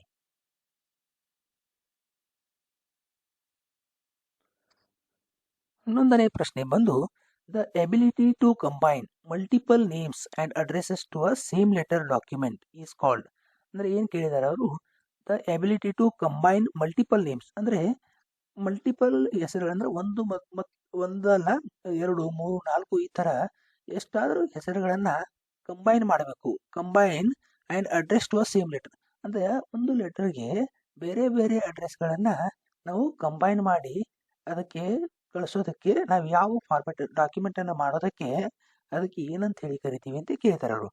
ನೋಡಿ, ಇದಕ್ಕೆ ಏನು ಕೇಳಿದ್ದಾರೆ? ಇದನ್ನು ನಾವು ಏನು ಕರಿತೀವಿ? ಡಾಕ್ಯುಮೆಂಟ್ ಫಾರ್ಮೆಟಿಂಗ್ ಅಂತ ಕರಿತೀವ, ಅಥವಾ ಅಡ್ರೆಸ್ ಫಾರ್ಮೆಟಿಂಗ್ ಅಂತ ಹೇಳಿ ಕರಿತೀವ, ಅಥವಾ ಮೇಲ್ ಮರ್ಜ್ ಅಂತ ಕರಿತೀವ, ಅಥವಾ ಫಾರಮ್ ಲೆಟರ್ ಅಂತ ಹೇಳಿ ಕರಿತೀವ ಅಂತೇಳಿ ಅವರು ಕೇಳಿದ್ದಾರೆ. ಇಲ್ಲಿ ನೋಡಿ, ಒಂದು ಲೆಟರನ್ನ ನಾವು ಬೇರೆ ಬೇರೆ ಅಡ್ರೆಸ್ಗೆ ಕಳಿಸೋ ಫಾರ್ಮೆಟ್ಗೆ ಏನಂತ ಕರಿತೀವಿ ಅಂತ ಹೇಳಿ ಅವರು ಕೇಳಿದ್ದಾರೆ. ಇದಕ್ಕೆ ನಾವು ಡಾಕ್ಯುಮೆಂಟ್ ಫಾರ್ಮೆಟ್ ಅಂತ ಹೇಳಿ ಕರೆಯಂಗಿಲ್ಲ. ಯಾಕಂದರೆ ಡಾಕ್ಯುಮೆಂಟ್ ಫಾರ್ಮೆಟ್ ಅಂದರೆ ಒಂದು ಡಾಕ್ಯುಮೆಂಟ್ನ ಕ್ರಿಯೇಟ್ ಮಾಡಬೇಕಾದ್ರೆ ಅಥವಾ ರೆಡಿ ಮಾಡಬೇಕಾದ್ರೆ ಫಾರ್ಮೆಟ್ ಇರುತ್ತೆ, ಅದಕ್ಕೆ ನಾವು ಡಾಕ್ಯುಮೆಂಟ್ ಫಾರ್ಮೆಟ್ ಅಂತ ಹೇಳಿ ಕರಿತೀವಿ. ಇದೇ ಫಾರ್ಮೆಟಲ್ಲಿ ಮಾಡಬೇಕು, ಇದರ ವರ್ಡ್ ಸೈಜ್ ಇಷ್ಟೇ ಇರಬೇಕು, ಇದು ಫಾಂಟ್ ಸೈಜ್ ಇಷ್ಟೇ ಇರಬೇಕು, ಇದೇ ವರ್ಡ್ ಫಾರ್ಮೆಟಲ್ಲಿ ಇರಬೇಕು, ಇಷ್ಟೇ ಪ್ಯಾರಾಗ್ರಾಫ್ ಇರಬೇಕಂತ ಕೊಟ್ಟಿರ್ತಾರೆ. ಅದು ಡಾಕ್ಯುಮೆಂಟ್ ಫಾರ್ಮೆಟಿಂಗ್. ಆಮೇಲೆ ಅಡ್ರೆಸ್ ಫಾರ್ಮೆಟಿಂಗ್ ಅಂದರೆ ಇದೇ ಅಡ್ರೆಸ್ಗೆ ಕಳಿಸ್ಬೇಕಂತೇಳಿ ಅಡ್ರೆಸ್ ಫಾರ್ಮೆಟಿಂಗ್ ಇರುತ್ತೆ. ಆಮೇಲೆ ಇದು 3ನೇದು ಬಂದ್ಬಿಟ್ಟು ಮೇಲ್ ಮರ್ಜ್. ಮೇಲ್ ಮರ್ಜ್ ಅಂದರೆ ಇದು ಸರಿಯಾದ ಉತ್ತರ. ಏನಕ್ಕೆ ಹೇಳ್ತೀನಿ? ನೀವು ಒಂದು ಲೆಟ್ರನ್ನು ಒಂದು 20 ಜನನೋ ಅಥವಾ 30 ಜನನೋ ಅಥವಾ ನೀವು ಯಾವುದೋ ಒಂದು ಆಫೀಸಲ್ಲಿ ಇರ್ತೀರಾ, ನೀವು ಬೇರೆ ಬೇರೆ ಆಫೀಸಿಗೆ ಕಳಿಸ್ಬೇಕಂದ್ರೆ ಆ ಒಂದು ಮೇಲ್ಗೆ ಬೇರೆ ಬೇರೆ ಅಡ್ರೆಸ್ಗಳನ್ನ ಆ್ಯಡ್ ಮಾಡ್ತೀರಾ, ಬೇರೆ ಬೇರೆ ಮೇಲ್ಗಳನ್ನು ಅಟ್ಯಾಚ್ ಮಾಡ್ತೀರಾ. ಅದಕ್ಕೆ ನಾವೇನಂತ ಹೇಳಿ ಕರಿತೀವಿ? ಮೇಲ್ ಮರ್ಜ್ ಅಂತೇಳಿ ಕರಿತೀವಿ. ಆ ಎಲ್ಲ ಅಡ್ರೆಸ್ಗೂ ಒಂದೇ ಲೆಟರ್ ಇರುತ್ತೆ. ಒಂದೇ ಲೆಟರ್ನ ಬೇರೆ ಅಡ್ರೆಸ್ಸಿಗೆ ಕಳಿಸೋರು ಇರ್ತೀರ, ಬೇರೆ ಬೇರೆ ಅಡ್ರೆಸ್ಸಿಗೆ ಬೇರೆ ಬೇರೆ ಅಡ್ರೆಸ್ಗಳನ್ನೆಲ್ಲ ಟೂದಲ್ಲಿ ಆ್ಯಡ್ ಮಾಡ್ತಿರಲ್ಲ, ಆ ಫಾರ್ಮೆಟಿಗೆ ನಾವು ಏನಂತ ಕರಿತೀವಿ? ಮೇಲ್ ಮರ್ಜ್ ಅಂತೇಳಿ ನಾವು ಕರಿತೀವಿ. ಇನ್ನು 4ನೇದು ಫಾರ್ಮ್ ಲೆಟರ್ಸ್. ಇದು ಅಲ್ಲ, ಫಾರ್ಮ್ ಲೆಟರ್ಸ್ ಕೂಡ ಅಲ್ಲ. ಈಗ ಹಾಗಾಗಿ 11ನೇ ಪ್ರಶ್ನೆಗೆ ಸರಿಯಾದ ಉತ್ತರ ಮೇಲ್ ಮರ್ಜ್. ಮೇಲ್ ಮರ್ಜ್ ಅಂದರೆ ಒಂದು ಲೆಟರ್ನ ಬೇರೆ ಬೇರೆ ಅಡ್ರೆಸ್ಗಳಿಗೆ ಕಳಿಸೋದಕ್ಕೆ ಮೇಲ್ ಮರ್ಜ್ ಅಂತ ಹೇಳಿ ಕರಿತೀವಿ. ಅದೇ ಫಾರ್ಮೆಟಿಗೆ ನಾವೇಂತ ಹೇಳ್ತೀವಿ? ಮೇಲ್ ಮರ್ಜ್ ಫಾರ್ಮೆಟ್ ಅಂತ ಕರಿತೀವಿ. ಸೊ ಹಾಗಾಗಿ 11ನೇ ಪ್ರಶ್ನೆಗೆ ಸರಿಯಾದ ಉತ್ತರ ಮೇಲ್ ಮರ್ಜ್. ಇನ್ನು 12ನೇ ಪ್ರಶ್ನೆ ನೋಡೋಣ.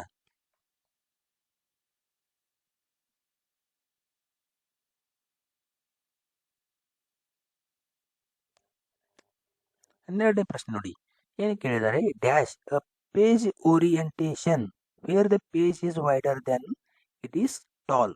ಅಂದರೆ ಏನು ಕೇಳಿದ್ದಾರೆ? ಒಂದು ಟಾಲ್ ಪೇಜ್ ಇರುತ್ತದೆ, ಅಂದರೆ ಒಂದು ಪೇಜ್ ಪೋರ್ಟ್ರೇಟಲ್ಲಿ ಇರ್ತದೆ, ಅಥವಾ ಒಂದು ಉದ್ದನೆಯ ಪೇಜ್ ಇರ್ತದೆ. ನಾವು ನಾರ್ಮಲ್ ಆಗಿ ಜೆರಾಕ್ಸ್ ಪೇಜ್ಗಳನ್ನ ನೋಡ್ತೀವಲ್ಲ, ಅದು A4 ಅಥವಾ ಲೀಗಲಲ್ಲಿ ಇರ್ತದೆ. ಆ ಪೇಜ್ಗಿಂತ ಇನ್ನೊಂದು ಪೇಜ್ ಬರ್ತದೆ, ಅಗಲವಾದ ಪೇಜಿಗೆ ನಾವು ಏನಂತ ಹೇಳಿ ಕರಿತೀವಿ ಕೇಳ್ತಾರೆ ಅವರು. ಒಂದು ಟಾಲ್ ಪೇಜ್ ಇರುತ್ತದೆ, ಇನ್ನೊಂದು ಅಗಲವಾದ ಪೇಜ್ ಇರುತ್ತದೆ. ವೈಡರ್ ಅಂದರೆ ಅಗಲವಾದದ್ದು. ಆ ಪೇಜ್ ಏನಂತ ಹೇಳಿ ನಾವು ಕರಿತೀವಿ ಅಂತ ಹೇಳಿ ಅವರು ಕೇಳಿದ್ದಾರೆ. Dash a page orientation where the page is wider than it is tall. ಅಂದರೆ ಉದ್ದ ಎಷ್ಟಿರ್ತಲ್ಲ ಅದಕ್ಕಿಂತನೂ ಈ ಪೇಜ್ ಅಗಲ ಇರ್ತದೆ ಅಂತ ಹೇಳಿ ಕೇಳಿದ್ದಾರೆ. ಅದಕ್ಕೆ ನಾವು ಏನಂತ ಕರಿತೀವಿ ಅಂದರೆ ಲ್ಯಾಂಡ್ಸ್ಕೇಪ್ ಅಂತ ಹೇಳಿ ನಾವು ಕರಿತೀವಿ. ನೀವು ಯಾವುದಾದ್ರೂ ಒಂದು ಪೇಜ್ನ ಪ್ರಿಂಟ್ ಮಾಡಬೇಕಾದ್ರೆ ಒಂದು ಪೋರ್ಟ್ರೇಟಲ್ಲಿ ಪ್ರಿಂಟ್ ಕೊಡ್ತೀರಾ, ಇನ್ನೊಂದು ಲ್ಯಾಂಡ್ಸ್ಕೇಪಲ್ಲಿ ಕೊಡ್ತೀರಾ. ಪೋರ್ಟ್ರೇಟಲ್ಲಿ ಕೊಟ್ಟರೆ ಪೇಜ್ ಅಲ್ಲಿರೋದು ಸ್ವಲ್ಪ ಪೇಜ್ ಸೈಜಲ್ಲಿ ನಾವು ಏನಾದರೂ ಒಂದು ಎಕ್ಸೆಲ್ ಫಾರ್ಮೆಟಲ್ಲಿ ಮಾಡಿದರೆ ಒಂದು 10-15 ಕಾಲಮ್ಗಳನ್ನು ಹಾಕಿದರೆ ಪೋರ್ಟ್ರೇಟಲ್ಲಿ ಮ್ಯಾಕ್ಸಿಮಮ್ ಒಂದು 7-8 ಕಾಲಮ್ಗಳಾದರೂ ಬರ್ತದೆ. ಅದೇ ಲ್ಯಾಂಡ್ಸ್ಕೇಪಲ್ಲಿ 15 ಕಾಲಮ್ ಕೂಡ ನೀವು ಒಂದೇ ಟೈಮ್ ಪ್ರಿಂಟ್ ಕೊಡ್ಬೋದು. ಅದಕ್ಕೆ ಟಾಲರ್ ಪೇಜ್ ಮತ್ತು ವೈಡರ್ ಪೇಜ್ ಅಂತೇಳಿ ಕರಿತೇವೆ. ಅದಕ್ಕೆ ಲ್ಯಾಂಡ್ಸ್ಕೇಪ್ ಮತ್ತು ಪೋರ್ಟ್ರೇಟ್ ಅಂತ ಹೇಳಿ ಕರಿತೀವಿ. ಹಾಗಾಗಿ ಈ 12ನೇ ಪ್ರಶ್ನೆಗೆ ಉತ್ತರ ಬಂದ್ಬಿಟ್ಟು 2 ಲ್ಯಾಂಡ್ಸ್ಕೇಪ್.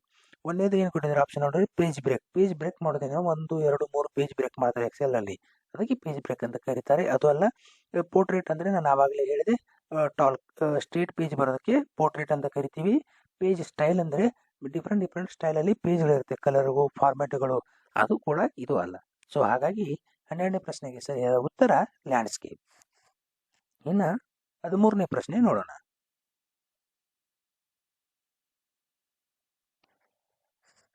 ಇಲ್ಲಿ ನೋಡಿ 13ನೇ ಪ್ರಶ್ನೆ ಏನು ಕೇಳಿದ್ದಾರೆ ಅಂದರೆ which of the following is true. ಇಲ್ಲಿ ಕೆಳಗಡೆ ಕೊಟ್ಟಿರೋ 4 ಆಪ್ಷನ್ಗಳಲ್ಲಿ ಯಾವುದು ಸರಿಯಾದ್ದು ಅಂತೇಳಿ ಅವರು ಕೇಳಿದ್ದಾರೆ. ಒಂದೇದು SMTP. SMTP is meant for transferring and receiving the web pages. SMTP ಅನ್ನೋದು ಇದು SMTP ಏನು ಮಾಡ್ತದೆ, ವೆಬ್ ಪೇಜನ್ನು ಟ್ರಾನ್ಸ್ಫರ್ ಮತ್ತು ರಿಸೀವ್ ಮಾಡೋಕ್ಕೆ, ಸೆಂಡ್ ಮತ್ತು ರಿಸೀವ್ ಮಾಡೋಕ್ಕೆ ಯೂಸ್ ಮಾಡ್ತಾರೆ ಅಂತ ಕೇಳಿದ್ದಾರೆ. ಇದು ಸರಿಯಾದ ಸ್ಟೇಟ್ಮೆಂಟ್ ಅಲ್ಲ. SMTP ಅಂದರೆ ಸಿಂಪಲ್ ಮೇಲ್ ಟ್ರಾನ್ಸ್ಫರ್ ಪ್ರೋಟೋಕಾಲ್ ಅಂತ ಹೇಳಿ ಕರೀತಾರೆ. ಇದನ್ನ ಕಂಪನಿಗಳಲ್ಲಿ ನಾವು ಮೇಲ್ ಏನು ಯೂಸ್ ಮಾಡ್ತಿಲ್ಲ, ಮೇಲು ಮತ್ತು ಔಟ್ಲುಕ್ಕಲ್ಲಿ ಈ SMTP ಟೆಕ್ನಾಲಜಿಯನ್ನು ಯೂಸ್ ಮಾಡ್ತಾರೆ, ಸಿಂಪಲ್ ಮೇಲ್ ಟ್ರಾನ್ಸ್ಫರ್ ಪ್ರೋಟೋಕಾಲ್ ಅಂತೇಳಿ. ಸೊ ಹಾಗಾಗಿ ಇದು ವೆಬ್ ಪೇಜ್ಗಳನ್ನು ಟ್ರಾನ್ಸ್ಫರ್ ಮತ್ತು ರಿಸೀವ್ ಮಾಡೋದಿಲ್ಲ. ಹಾಗಾಗಿ ಮೊದಲನೆಯ ಸ್ಟೇಟ್ಮೆಂಟ್ ರಾಂಗ್. ಇನ್ನು ಎರಡನೇದು ಬಂದ್ಬಿಟ್ಟು FTP is meant for transferring and receiving the web pages. FTP ಅಂದರೆ ಫೈಲ್ ಟ್ರಾನ್ಸ್ಫರ್ ಪ್ರೋಟೋಕಾಲ್ ಅಂತೇಳಿ. ಇದು ಕೂಡ ವೆಬ್ ಪೇಜನ್ನು ಟ್ರಾನ್ಸ್ಫರ್ ಮತ್ತು ರಿಸೀವ್ ಮಾಡೋದ್ರಲ್ಲಿ ಈ ಟೆಕ್ನಾಲಜಿ ಕೂಡ ಯೂಸ್ ಮಾಡೋದಿಲ್ಲ. ಇನ್ನು ಮೂರನೇದು ಬಂದ್ಬಿಟ್ಟು HTTP. HTTP ಅಂದರೆ hyper text transfer protocol. Hyper text transfer protocol mean for transferring and receiving a web page. ನೀವು ಯಾವುದೇ ಪೇಜನ್ನು ನೋಡಿದ್ರೆ ಅಂದರೆ ಯಾವುದೇ ವೆಬ್ಸೈಟ್ ಓಪನ್ ಮಾಡಿದ್ರೆ ಫಸ್ಟ್ ಏನಿರುತ್ತೆ, www ಅಂತ ಇರುತ್ತೆ, ಅಥವಾ http://Indian map ಈ ಥರ ಇರುತ್ತೆ, ಅಥವಾ www.Indian map ಈ ಥರನಾದರೂ ಇರ್ತದೆ. HTTP ಇರೋದು ಇದು ವೆಬ್ ಪೇಜನ್ನು ಟ್ರಾನ್ಸ್ಫರ್ ಮತ್ತು ರಿಸೀವ್ ಮಾಡ್ಕೊಳ್ಳೋಕ್ಕೆ. ನೀವು ಯಾವುದೇ ವೆಬ್ಸೈಟ್ ನೋಡಿದ್ರೆ ನೋಡಿ www ಇರುತ್ತೆ ಅಥವಾ HTTP ಇರುತ್ತೆ. ಸೊ ಹಾಗಾಗಿ ಮೂರನೇ ಸ್ಟೇಟ್ಮೆಂಟ್ ಸರಿಯಾದ ಉತ್ತರ. ಇನ್ನು ನಾಲ್ಕನೇದು ಏನು ಕೇಳಿದಾರೆ, UDP is meant for transferring and receiving web pages. UDP ಅಂದರೆ ಯೂಸರ್ ಡಾಟಾಗ್ರಾಮ್ ಪ್ರೋಟೋಕಾಲ್. ಇದು ಕೂಡ ಮೇಲ್ ಟೆಕ್ನಾಲಜಿಲಿ ಯೂಸ್ ಮಾಡ್ತಾರೆ. ಸೊ ಹಾಗಾಗಿ ಇದು ವೆಬ್ ಪೇಜಲ್ಲಿ ಯೂಸ್ ಮಾಡೋದಿಲ್ಲ. ಹಾಗಾಗಿ 13ನೇ ಪ್ರಶ್ನೆಗೆ ಸರಿಯಾದ ಉತ್ತರ HTTP. Hyper text transfer protocol. ಇದನ್ನು ವೆಬ್ ಟ್ರಾನ್ಸ್ಫರ್ ಮತ್ತು ರಿಸೀವಲ್ಲಿ ಯೂಸ್ ಮಾಡ್ತಾರೆ, ವೆಬ್ ಪೇಜ್ ಟ್ರಾನ್ಸ್ಫರ್ ಮತ್ತು ರಿಸೀವಲ್ಲಿ ಯೂಸ್ ಮಾಡ್ತಾರೆ. ಹಾಗಾಗಿ 13ನೇ ಪ್ರಶ್ನೆಗೆ ಸರಿಯಾದ ಉತ್ತರ 3. ಇನ್ನು 14ನೇ ಪ್ರಶ್ನೆ ನೋಡೋಣ.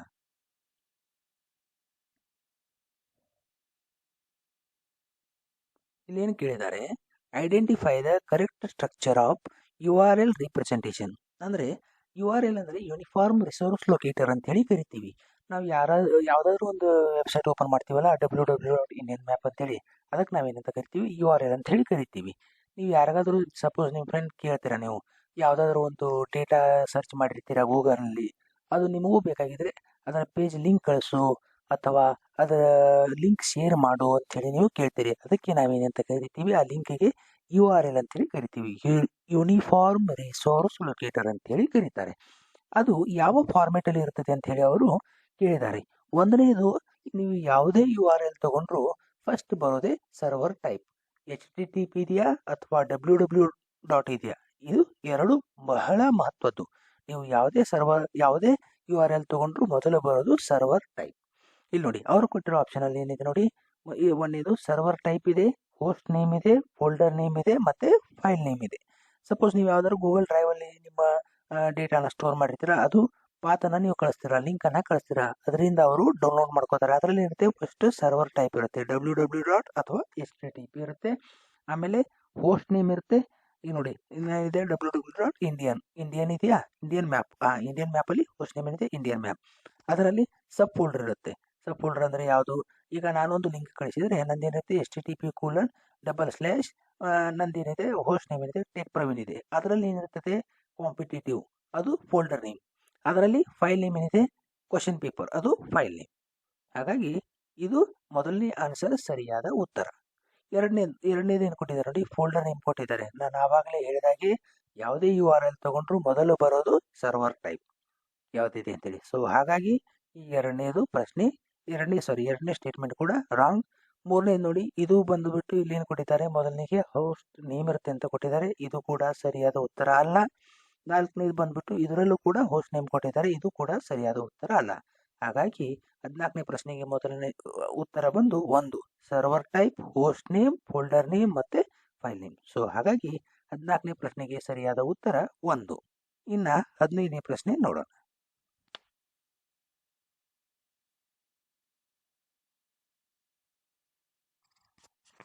15ನೇ ಪ್ರಶ್ನೆ ಬಂದು which of the following statement is true with the respect to BCC. ಈ ಕೆಳಗಡೆ ಕೊಟ್ಟಿರೋ ಸ್ಟೇಟ್ಮೆಂಟ್ಗಳಲ್ಲಿ BCCಗೆ ಹೊಂದಿರುವ ಹಾಗೆ ಯಾವ ಸ್ಟೇಟ್ಮೆಂಟ್ ಕರೆಕ್ಟ್ ಆಗಿದೆ ಅಂತ ಹೇಳಿ ಅವರು ಕೇಳಿದ್ದಾರೆ. BCC ಅಂದರೆ ಬ್ಲೈಂಡ್ ಕಾರ್ಬನ್ ಕಾಪಿ ಅಂತೇಳಿ ಕರೀತಾರೆ BCCನ. ಹಾಗಾಗಿ ಇಲ್ಲಿ ನೋಡೋಣ ಬನ್ನಿ. ಮೊದಲನೇ ಏನು ಕೇಳಿದ್ದಾರೆ ಅವರು, stands for bound carbon copy ಅಂತೇಳಿ. ನಾನು ಆವಾಗಲೇ ಹೇಳಿದಾಗೆ BCC ಅಂದರೆ blind carbon copy, bound carbon copy ಅಲ್ಲ. ಹಾಗಾಗಿ ಮೊದಲನೇ ಸ್ಟೇಟ್ಮೆಂಟು ಸರಿಯಾದದ್ದು ಅಲ್ಲ. ಇನ್ನು ಎರಡನೇದು ಏನು ಕೇಳಿದ್ದಾರೆ, stands for bound carbon copy, ಇದನ್ನು ಕೂಡ ಸೇಮ್ ಕೇಳಿದ್ದಾರೆ, ಇದು ಕೂಡ ಸರಿಯಾದ ಸ್ಟೇಟ್ಮೆಂಟ್ ಅಲ್ಲ. BCC ಅಂದರೆ ಬ್ಲೈಂಡ್ ಕಾರ್ಬನ್ ಕಾಪಿ ಅಂತೇಳಿ.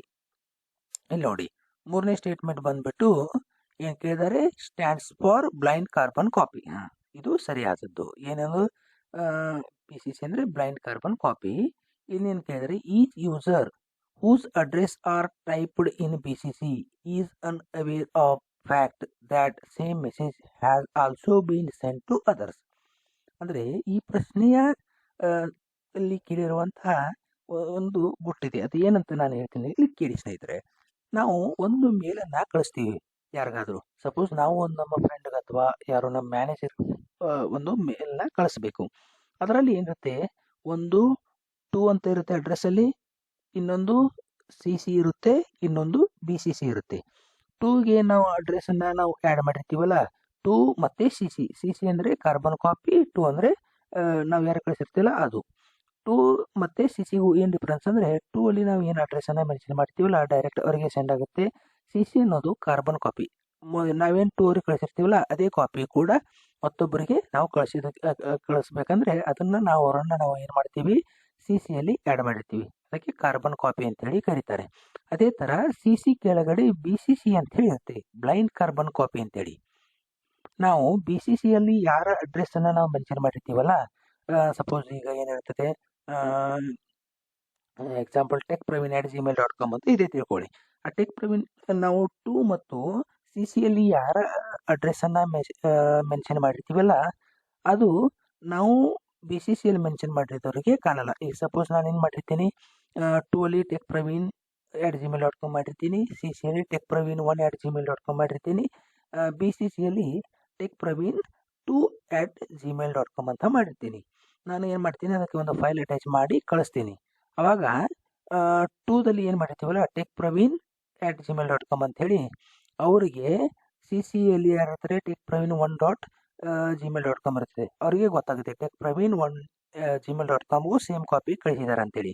ಅದೇ ಥರ CCದವ್ರಿಗೂ ಕೂಡ ಗೊತ್ತಾಗುತ್ತೆ, ನಾವೇನು techpraveen@gmail.com ಕೂಡ ಕಳಿಸಿದ್ದೀವಿ ಅಂತೇಳಿ, ಅವ್ರಿಗಿಬ್ಬರಿಗೆ ಗೊತ್ತಾಗುತ್ತೆ. ಆಮೇಲೆ ಅವರಿಗೆ BCCಯಲ್ಲಿ ಯಾರಿರ್ತಾರಲ್ಲ ಅವ್ರದ್ದು ಗೊತ್ತಾಗುತ್ತೆ. BCCಯಲ್ಲಿ ಯಾರಿರ್ತಾರೆ techpraveen2.gmail.com. 2 ಮತ್ತು CC ಅವರಿಗೆ ನಾವು ಯಾರ್ಯಾರು ಕಳಿಸಿದ್ದೀವಿ ಅಂತ ಎಲ್ಲರಿಗೂ ಗೊತ್ತಾಗುತ್ತೆ. ಆದರೆ BCCಯಲ್ಲಿ ಏನು ಮೆನ್ಷನ್ ಮಾಡಿರ್ತೀವಲ್ಲ ಅವರಿಗೆ ನಾವು ಅವರನ್ನು ಬಿಟ್ಟು ಬೇರೆ ಯಾರಿಗೆ 2 ಅಥವಾ CCಯಲ್ಲಿ ಮೆನ್ಷನ್ ಮಾಡಿ ಕಳಿಸಿರ್ತೀವಲ್ಲ ಅದು ಅವರಿಗೆ ಗೊತ್ತಾಗಲ್ಲ. ನಾವು ಅವರನ್ನು ಬಿಟ್ಟು ಬೇರೆ ಯಾರಿಗೂ ಮೆಸೇಜ್ ಕಳಿಸಿದ್ದೀವಿ ಅಥವಾ ಮೇಲ್ ಕಳಿಸಿದ್ದೀವಿ ಅಂಥೇಳಿ ಅವ್ರಿಗೂ ಗೊತ್ತಾಗಲ್ಲ. ಸೊ ಅದಕ್ಕೆ ಏನು ಮಾಡ್ತಾರೆ, ಅದನ್ನು ಬ್ಲೈಂಡ್ ಕಾರ್ಬನ್ ಕಾಪಿ ಅಂತೇಳಿ ಕರೀತಾರೆ.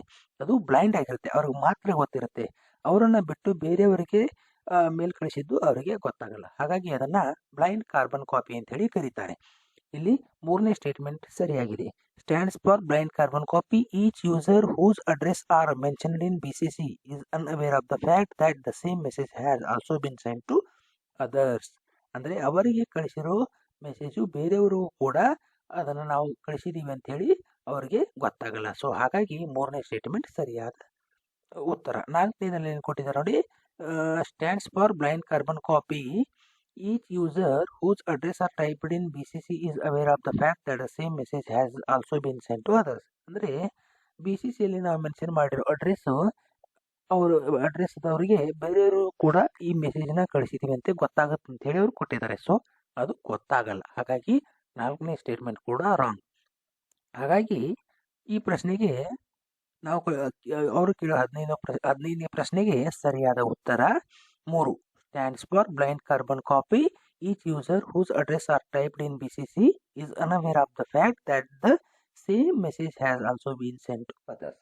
ಹಾಗಾಗಿ 15ನೇ ಪ್ರಶ್ನೆಗೆ ಸರಿಯಾದ ಉತ್ತರ 3. ಇನ್ನು 16ನೇ ಪ್ರಶ್ನೆ ನೋಡೋಣ.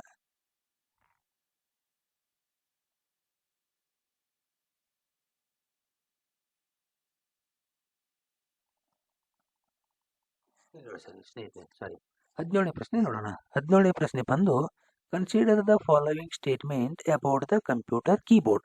ಇಲ್ಲಿ ಕೊಟ್ಟಿರೋ ಕಂಪ್ಯೂಟರ್ ಕೀಬೋರ್ಡ್ ರಿಲೇಟೆಡ್ 4 ಸ್ಟೇಟ್ಮೆಂಟ್ಗಳನ್ನು ಅವರು ಕೊಟ್ಟಿದ್ದಾರೆ. ಮೊದಲನೇ ಸ್ಟೇಟ್ಮೆಂಟ್ ಏನು, delete key erasers character to the right of the cursor.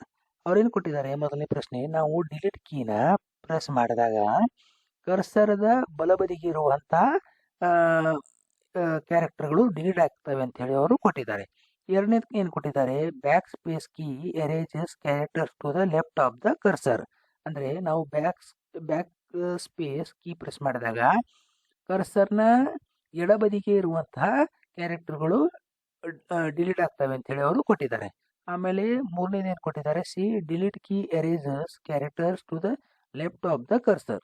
ಅಂದರೆ ಡಿಲೀಟ್ ಕೀ ನಾವು ಪ್ರೆಸ್ ಮಾಡಿದಾಗ ಕರ್ಸರದ ಎಡಬದಿಗೆ ಇರುವಂತಹ ಕ್ಯಾರೆಕ್ಟರ್ಗಳು ಡಿಲೀಟ್ ಆಗ್ತವೆ ಅಂತ ಹೇಳಿ ಕೊಟ್ಟಿದ್ದಾರೆ.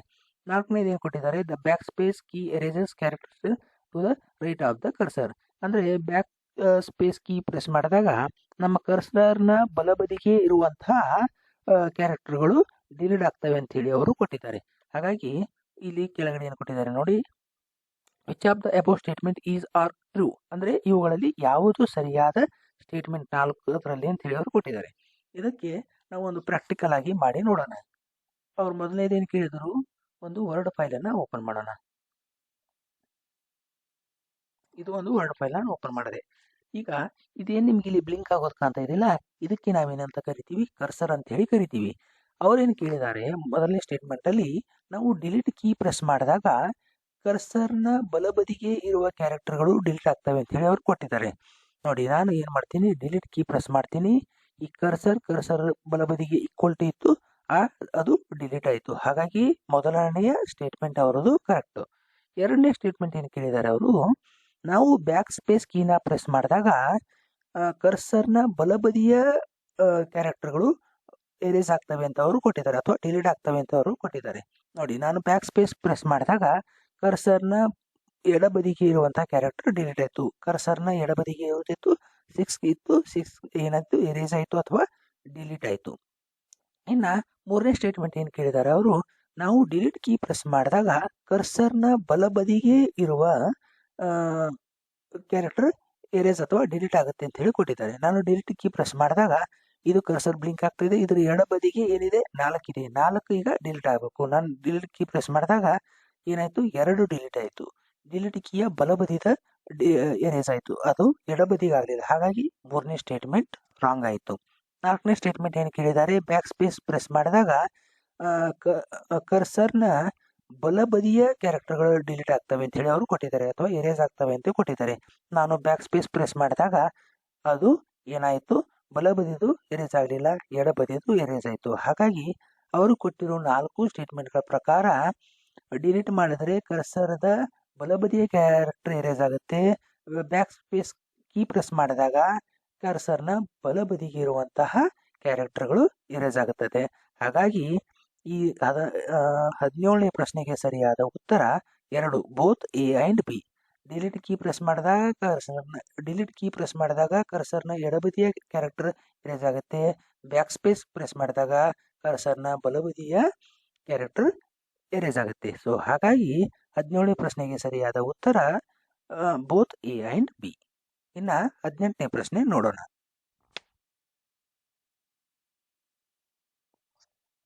18ನೇ ಪ್ರಶ್ನೆ ಬಂದ್ಬಿಟ್ಟು the fastest memory in a computer is. Computer ಒಳಗಡೆ ಫಾಸ್ಟೆಸ್ಟ್ ಮೆಮರಿ ಯಾವುದು ಅಂತೇಳಿ ಅವರು ಕೇಳಿದ್ದಾರೆ. ಕಂಪ್ಯೂಟರ್ನಲ್ಲಿ ಇರುವಂತಹ ಫಾಸ್ಟೆಸ್ಟ್ ಮೆಮರಿ ಯಾವುದು? ಅವ್ರು ಕೊಟ್ಟಿರೋ ಆಪ್ಷನಲ್ಲಿ 1 ಕ್ಯಾಶೆ, 2 ರ್ಯಾಮ್, 3 ರಿಜಿಸ್ಟರ್ಸ್, 4 ರಾಮ್. ಮೊದಲನೇದು ಕ್ಯಾಶೆ ಅಂದರೆ ಇದು ಬಹಳ ಮಹತ್ವದ ಪಾತ್ರವನ್ನು ವಹಿಸುತ್ತದೆ. ಕಂಪ್ಯೂಟರ್ ಸ್ಪೀಡ್ಗೆ ಬಹಳ ಮಹತ್ವದ ಪಾತ್ರವನ್ನು ವಹಿಸುತ್ತದೆ. ಕ್ಯಾಶೆ ಸೈಜ್ ಬಂದ್ಬಿಟ್ಟು ಇದರಲ್ಲಿ ಕ್ಯಾಶೆದಲ್ಲಿ L1, L2, L3 ಕ್ಯಾಶೆ ಅಂತ ಹೇಳಿ ಬರ್ತದೆ. ಕ್ಯಾಶೆ ಬಂದ್ಬಿಟ್ಟು 256 KB ಇಂದ 8 MB ಇರ್ತಿತ್ತು ಮೊದಲು ಸಿಸ್ಟಮ್ಗಳಲ್ಲಿ. ಈಗ ಕ್ಯಾಶೆ ಬಂದ್ಬಿಟ್ಟು 12 MB, 18 MB, 24 MB ಕ್ಯಾಶೆ ಬಂದಿದೆ. ಇದು ಪ್ರೊಸೆಸರಲ್ಲಿ ಇನ್ಬಿಲ್ಟ್ ಆಗಿ ಬರ್ತದೆ. ಇದು ಪ್ರೊಸೆಸರ್ ಏನು ಮಾಡ್ತದೆ, ಇದು ಪ್ರೊಸೆಸರ್ಗೆ ಬರೋ ಇನ್ಸ್ಟ್ರಕ್ಷನ್ಸ್ಗಳನ್ನು ಫಾಸ್ಟಾಗಿ ರನ್ ಮಾಡ್ತದೆ. ಅಂದರೆ ಫಾಸ್ಟಾಗಿ ಮೂಮೆಂಟ್ ಮಾಡ್ತದೆ, ಫಾಸ್ಟಾಗಿ ರನ್ ಮಾಡ್ತದೆ. ಹಾಗಾಗಿ ಕ್ಯಾಶೆ ಇದು ಫಾಸ್ಟೆಸ್ಟ್ ಮೆಮರಿನ ಕಂಪ್ಯೂಟರ್. ಇನ್ನು ಎರಡನೇದು ಬಂದು ರ್ಯಾಮ್. ರ್ಯಾಮ್ ಅಂದರೆ ರ್ಯಾಂಡಮ್ ಆಕ್ಸೆಸ್ ಮೆಮರಿ. ರ್ಯಾಮದ 2 ಫಂಕ್ಷನಾಲಿಟಿ ಇದೆ, ಒಂದು ಡಿಸ್ಪ್ಲೇ ಮತ್ತು ಇನ್ನೊಂದು ಸಿಸ್ಟಮ್ ಸ್ಪೀಡ್. ರ್ಯಾಮ್ ಸೈಜ್ ಎಷ್ಟೇ ದೊಡ್ಡದಿರ್ಬೋದು, ರ್ಯಾಮು ಕ್ಯಾಶೆಗಿಂತ ದೊಡ್ಡದಿದ್ದರೂ ಸ್ಪೀಡ್ ಕ್ಯಾಶೆಗಿಂತ ಕಮ್ಮಿಯಾಗಿ ಇರ್ತದೆ. ಸೊ ಹಾಗಾಗಿ ಫಾಸ್ಟೆಸ್ಟ್ ಮೆಮರಿ ಬಂದು ಕ್ಯಾಶೆ. ಮೂರನೇದು ರಿಜಿಸ್ಟರ್ಸ್ ಇವೆಲ್ಲ temporary power storage devices, registers ಕೂಡ ಅಲ್ಲ. ಆಮೇಲೆ 4ನೇದು ರಾಮ್ ಅಂದರೆ ರೀಡ್ ಓನ್ಲಿ ಮೆಮರಿ. ಇದು ಸ್ಟೋರೇಜ್ ಡಿವೈಸ್, ಹಾರ್ಡ್ ಡಿಸ್ಕ್ ಅಂತ ಕರಿತೀವಲ್ಲ, ಹಾರ್ಡ್ ಡಿಸ್ಕ್ ಪೆನ್ಡ್ರೈವ್ಗಳಿಗೆಲ್ಲ ರಾಮ್ ಅಂತೇಳಿ ನಾವು ಕರಿತೀವಿ. ಹಾಗಾಗಿ ಇದು ಕಂಪ್ಯೂಟರ್ ಫಾಸ್ಟಾಗಿ ವರ್ಕ್ ಮಾಡೋದ್ರಲ್ಲಿ ಇದರದ್ದು ಒಂದು ಮಹತ್ವದ ಪಾತ್ರ ಇರ್ತದೆ, ಬಟ್ ಆದರೆ ಕ್ಯಾಶೆ ಇದಷ್ಟು ಇರಲ್ಲ. ಹಾಗಾಗಿ fastest memory in a computer is cache. ಹಾಗಾಗಿ 18ನೇ ಪ್ರಶ್ನೆಗೆ ಸರಿಯಾದ ಉತ್ತರ 1. ಇನ್ನು 19ನೇ ಪ್ರಶ್ನೆ ನೋಡೋಣ.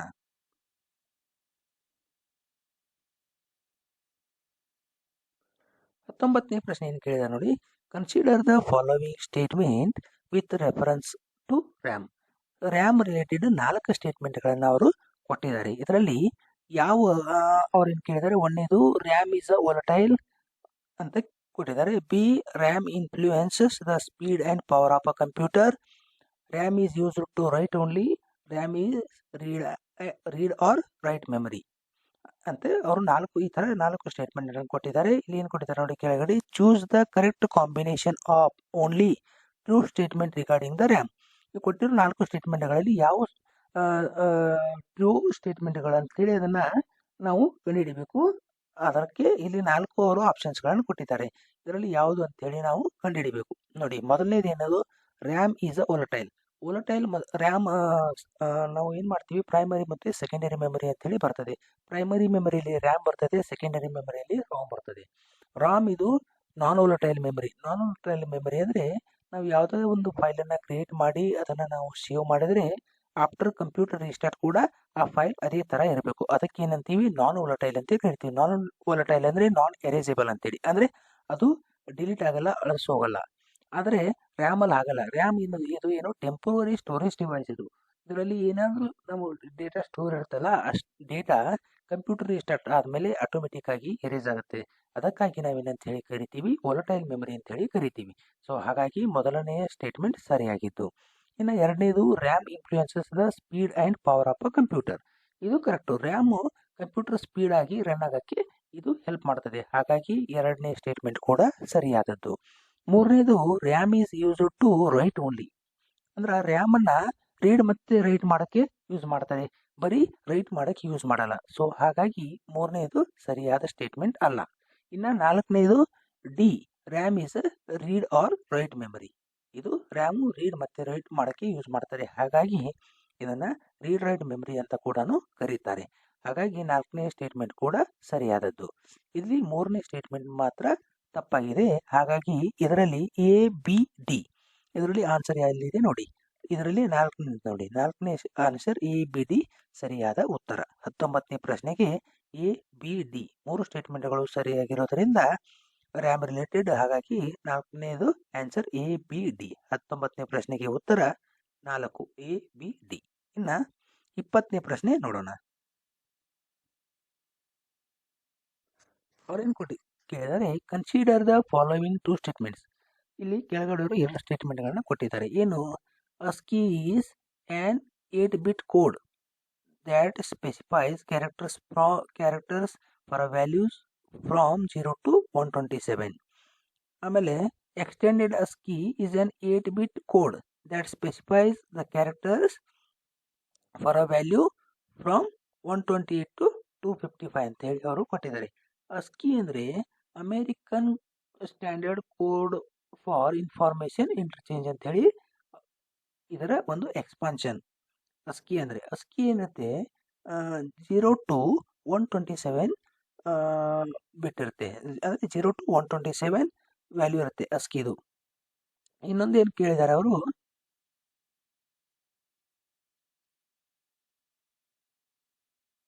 ಎರಡನೇದು ಏನು ಕೇಳಿದರೆ ಎಕ್ಸ್ಟೆಂಡೆಡ್ ASCII ಅಂದರೆ ASCIIಯ ಇನ್ನೊಂದು ಅಪ್ಡೇಟೆಡ್, ಇದಕ್ಕೆ ಏನು ಕೇಳ್ತಾರೆ 128 to 255 ಬಿಟ್ ಇರುತ್ತೆ ಅಂತ ಹೇಳಿ ಕೇಳಿದ್ದಾರೆ. ಇಲ್ಲಿ ನೋಡಿ, ಒಂದೇದು ASCII is 8-bit code. ASCII 8-bit code ಇದು 0 to 127 ಇರುತ್ತೆ. ಎಕ್ಸ್ಟೆಂಡೆಡ್ ASCII 128 to 256 255 ಇರುತ್ತೆ ಅಂತ ಹೇಳಿ ಕೇಳಿದ್ದಾರೆ. ಸೊ ಇದರಲ್ಲಿ ಯಾವುದು ಸರಿಯಾದ ಸ್ಟೇಟ್ಮೆಂಟ್ ಅಂತ ಹೇಳಿ ಕೇಳಿದ್ದಾರೆ. ASCII ಬಂದ್ಬಿಟ್ಟು 0 to 127 ವ್ಯಾಲ್ಯೂ ಇರುತ್ತೆ, ಇದು ಸರಿಯಾದ ಸ್ಟೇಟ್ಮೆಂಟ್. ಎರಡನೇದು ಎಕ್ಸ್ಟೆಂಡೆಡ್ ASCII ಬಂದು ಅಬೌವ್ 256 ಇರುತ್ತೆ, 128 to 255 ಇರಲ್ಲ ಎಕ್ಸ್ಟೆಂಡೆಡ್ ASCII. ಸೊ ಹಾಗಾಗಿ ಮೊದಲನೆಯ statement ASCII is an 8-bit code that specifies characters for values from 0 to 127 ಇದು ಸರಿಯಾದ ಸ್ಟೇಟ್ಮೆಂಟ್.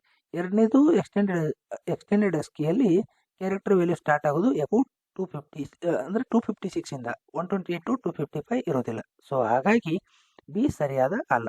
ಇದರಲ್ಲಿ ಅಬೌವ್ದ್ರಲ್ಲಿ ಯಾವುದು ಕರೆಕ್ಟ್ ಅಂತ ಕೇಳಿದರು. ಹಾಗಾಗಿ ಇದಕ್ಕೆ 20ನೇ ಪ್ರಶ್ನೆಗೆ ಉತ್ತರ 1, ಓನ್ಲಿ ಎ. ASCII ಇರೋದು 0 to 127 ವ್ಯಾಲ್ಯೂಸ್ ಮಾತ್ರ. ಸೊ ಹಾಗಾಗಿ 20ನೇ ಪ್ರಶ್ನೆಗೆ ಸರಿಯಾದ ಉತ್ತರ 1. ಇನ್ನು 21ನೇ ಪ್ರಶ್ನೆ ನೋಡೋಣ.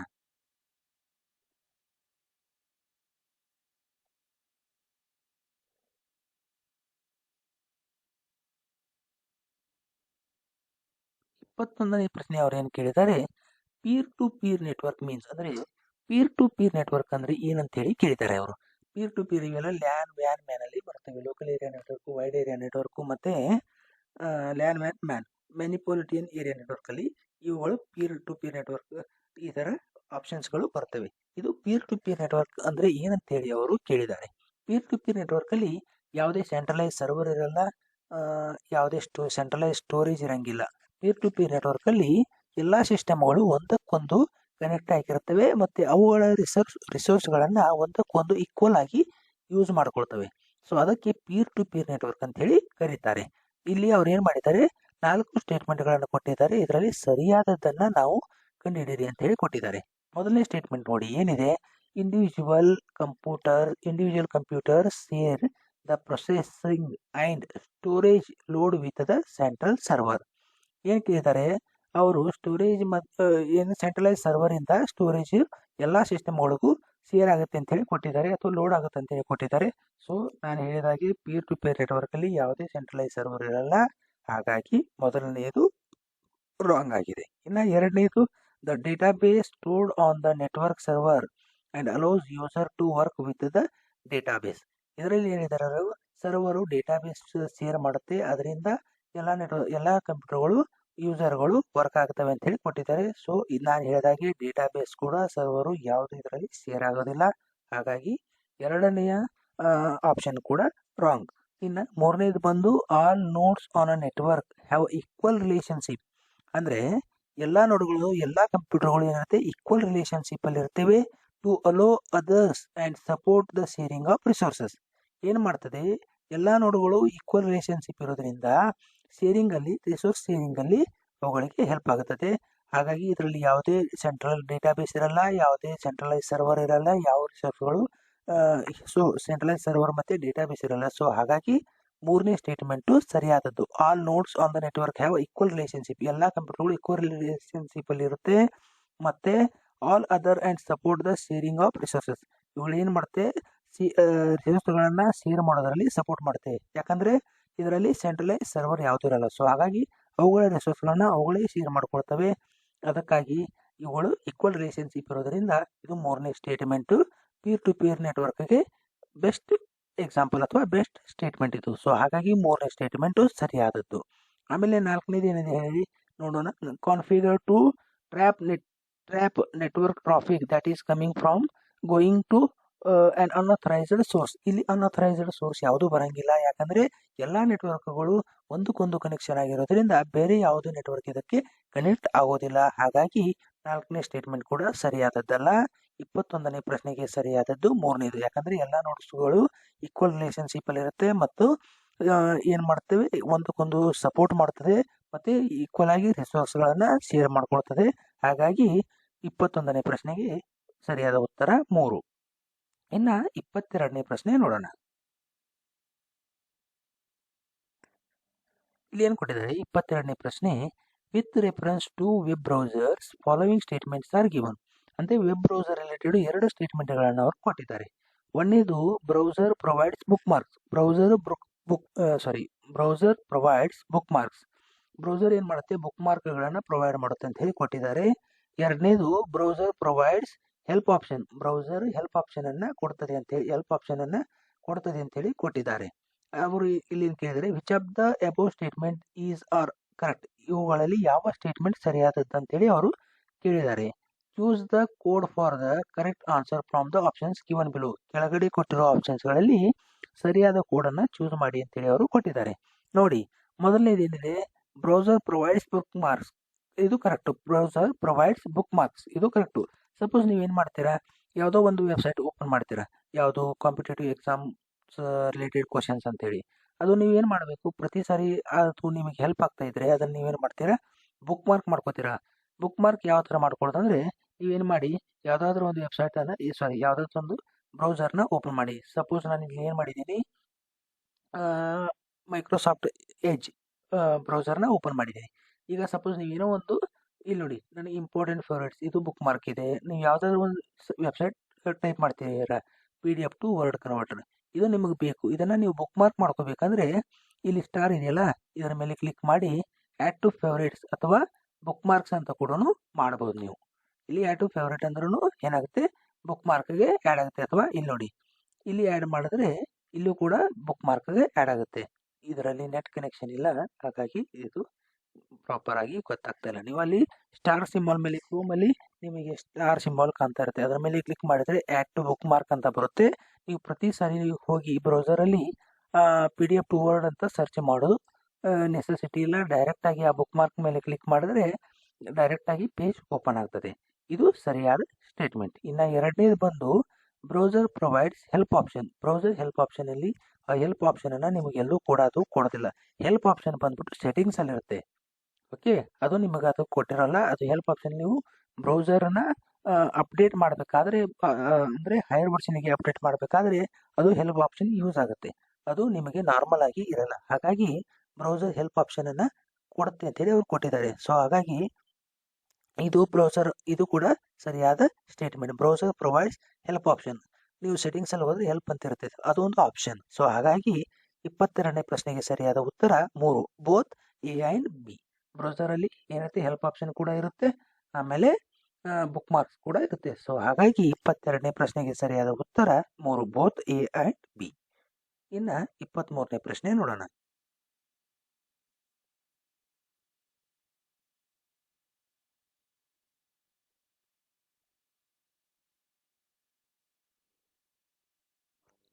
ನೇ ಪ್ರಶ್ನೆ ಏನ್ ಕೇಳಿದ್ದಾರೆ ಅಂದ್ರೆ, choose the code which indicates both are object oriented languages. ಈ ಕೆಳಗಡೆ ಕೊಟ್ಟಿರೋ 4 ಕೋಡ್ಗಳಲ್ಲಿ ಆಬ್ಜೆಕ್ಟ್ ಓರಿಯೆಂಟೆಡ್ ಪ್ರೋಗ್ರಾಮಿಂಗ್ ಲ್ಯಾಂಗ್ವೇಜ್ ಯಾವುಗಳು ಅಂತ ಹೇಳಿ ಕಂಡುಹಿಡಿಯಿರಿ ಅಂತ ಹೇಳಿ ಕೊಟ್ಟಿದ್ದಾರೆ.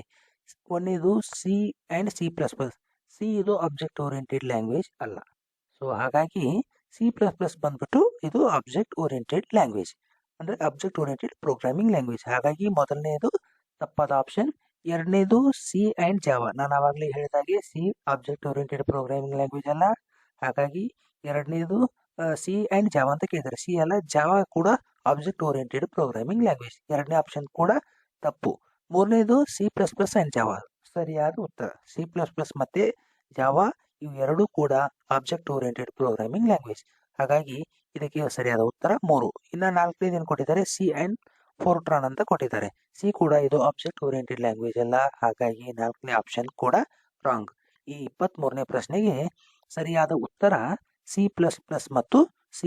ಮತ್ತು ಜಾವಾ. ಹಾಗಾಗಿ 23ನೇ ಪ್ರಶ್ನೆಗೆ ಸರಿಯಾದ ಉತ್ತರ 3, C++ ಜಾವಾ. ಇನ್ನು 24ನೇ ಪ್ರಶ್ನೆ ನೋಡೋಣ.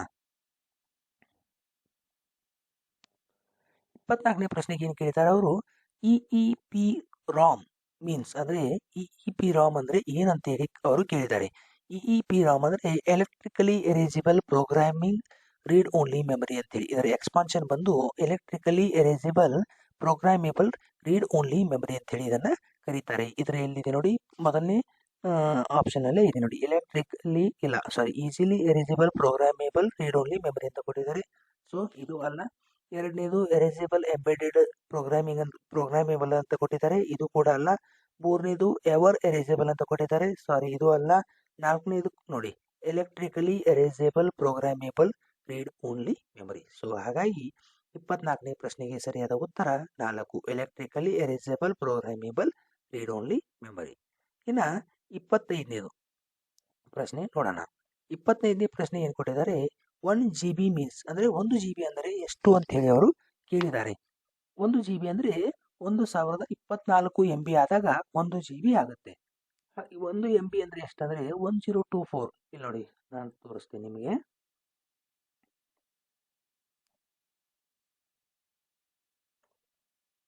1024 KB ಆದಾಗ ಏನಾಗುತ್ತೆ, 1 MB ಆಗುತ್ತೆ. ಅದೇ 1024 MB ಆದಾಗ 1 GB ಆಗುತ್ತೆ. ಸೊ ಅವ್ರು ಕೇಳಿರೋದೇನು ಇಲ್ಲಿ, 1 GB ಅಂದರೆ ಎಷ್ಟು, 1024 MB = 1 GB. ಸೊ ಹಾಗಾಗಿ ಮೊದಲನೇದು ಕರೆಕ್ಟು. ಎರಡನೇದು ಏನು ಕೇಳಿದ್ದಾರೆ, 1024 × 1024 KB ಅಂತ ಹೇಳಿ ಅವರು ಕೇಳಿದ್ದಾರೆ. ಇಲ್ಲಿ ನೋಡಿ ಏನಿದೆ, ನಾನು ಓಪನ್ ಮಾಡ್ತೀನಿ. ಕ್ಯಾಲ್ಕುಲೇಟರ್ ನೋಡೋಣ. ಕ್ಯಾಲ್ಕುಲೇಟ್ರಲ್ಲಿ 1024 × 1024 ಎಷ್ಟಾಗುತ್ತೆ, 1048,576. 1048,576 ಅಂದರೆ ಇದು 1 GB = ಎಷ್ಟು KB ಅಂತ ನೀವು ಗೂಗಲ್ ಸರ್ಚ್ ಮಾಡಿ. ಬೇಕಾದ್ರೆ ಇಲ್ಲಿ ನೋಡಿ ಏನಿರುತ್ತೆ, 1024 MB = 1 GB ಆಗುತ್ತೆ. 1024 MB ಆಗಬೇಕಾದ್ರೆ ಎಷ್ಟಿರುತ್ತೆ, 1024 1 MBಗೆ 1024 KB ಇರುತ್ತೆ. ಸೊ ಹಾಗಾಗಿ ಇಲ್ಲಿ ನೋಡಿ ಏನಿರುತ್ತೆ, ಇದು ಕೂಡ 1024 × 1024 KB ಅಂದರೆ ಎಷ್ಟಿರುತ್ತೆ, 1048,576 KB. ಇದನ್ನ ನಾವು ಡಿವೈಡೆಡ್ ಬೈ ಮಾಡಿದ್ರೆ ಇಷ್ಟೇ ಬರುತ್ತೆ ನೋಡಿ ಸ್ನೇಹಿತರೆ. 1024 ಮಾಡಿದ್ರೆ 1024 MB. ಸೊ ಹಾಗಾಗಿ ಇದು ಕೂಡ ಸರಿಯಾದದ್ದು.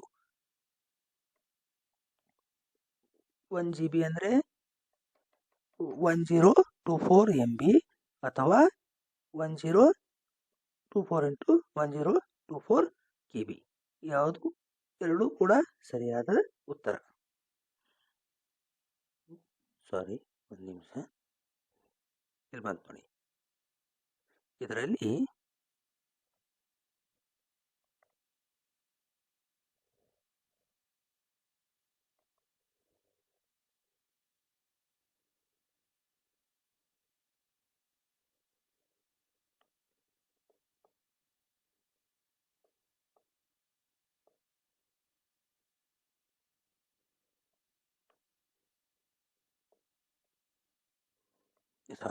ಇಲ್ಲಿ ನೋಡಿ ಸ್ನೇಹಿತರೆ, 1 GB ಮೀನ್ಸ್ 1024 MBನೂ ಆಗುತ್ತೆ ಅಥವಾ 1024 × 1024 KB ಕೂಡ ಆಗುತ್ತೆ.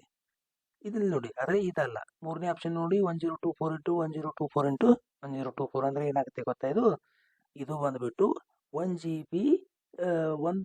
GB ಮೇಲೆ 1 MB ಅಥವಾ 1 GB 1024 MB × 1024 MB + 1 MB ಆಗುತ್ತೆ, ಅಂದರೆ 1025 MB ಆಗುತ್ತೆ. ಆದರೆ ಇದು ಅಲ್ಲ, 1 GB ಇರೋದು ಎಷ್ಟು, 1 GB ಅಂದರೆ 1024 MB ಮಾತ್ರ. ಇಲ್ಲಿ ಇದು 1024 MB ಕೂಡ 1 GB ಆಗುತ್ತೆ, 1024 ಇಂಟು 1024 KB ಕೂಡ ಇದು ಕೂಡ 1 GB ಆಗುತ್ತೆ. ಆಮೇಲೆ ಇದು 1024 ಇಂಟು 1024 ಇಂಟು 1024 ಅಂದರೆ ಇದು ಸರಿಯಾದ ಉತ್ತರ ಅಲ್ಲ. ಹಾಗಾಗಿ 1 ಮತ್ತು 2 ಇವೆರಡು ಕೂಡ ಸರಿಯಾದ ಉತ್ತರ. ಹಾಗಾಗಿ 25ನೇ ಪ್ರಶ್ನೆಗೆ ಸರಿಯಾದ ಉತ್ತರ 2, ಓನ್ಲಿ 1 ಮತ್ತು 2 ಕರೆಕ್ಟು, 3rd ರಾಂಗ್. ಸೊ ಹಾಗಾಗಿ ಇದಕ್ಕೆ ಸರಿಯಾದ ಉತ್ತರ 2 25ನೇ ಪ್ರಶ್ನೆಗೆ. ಇನ್ನು 26ನೇ ಪ್ರಶ್ನೆ ನೋಡೋಣ.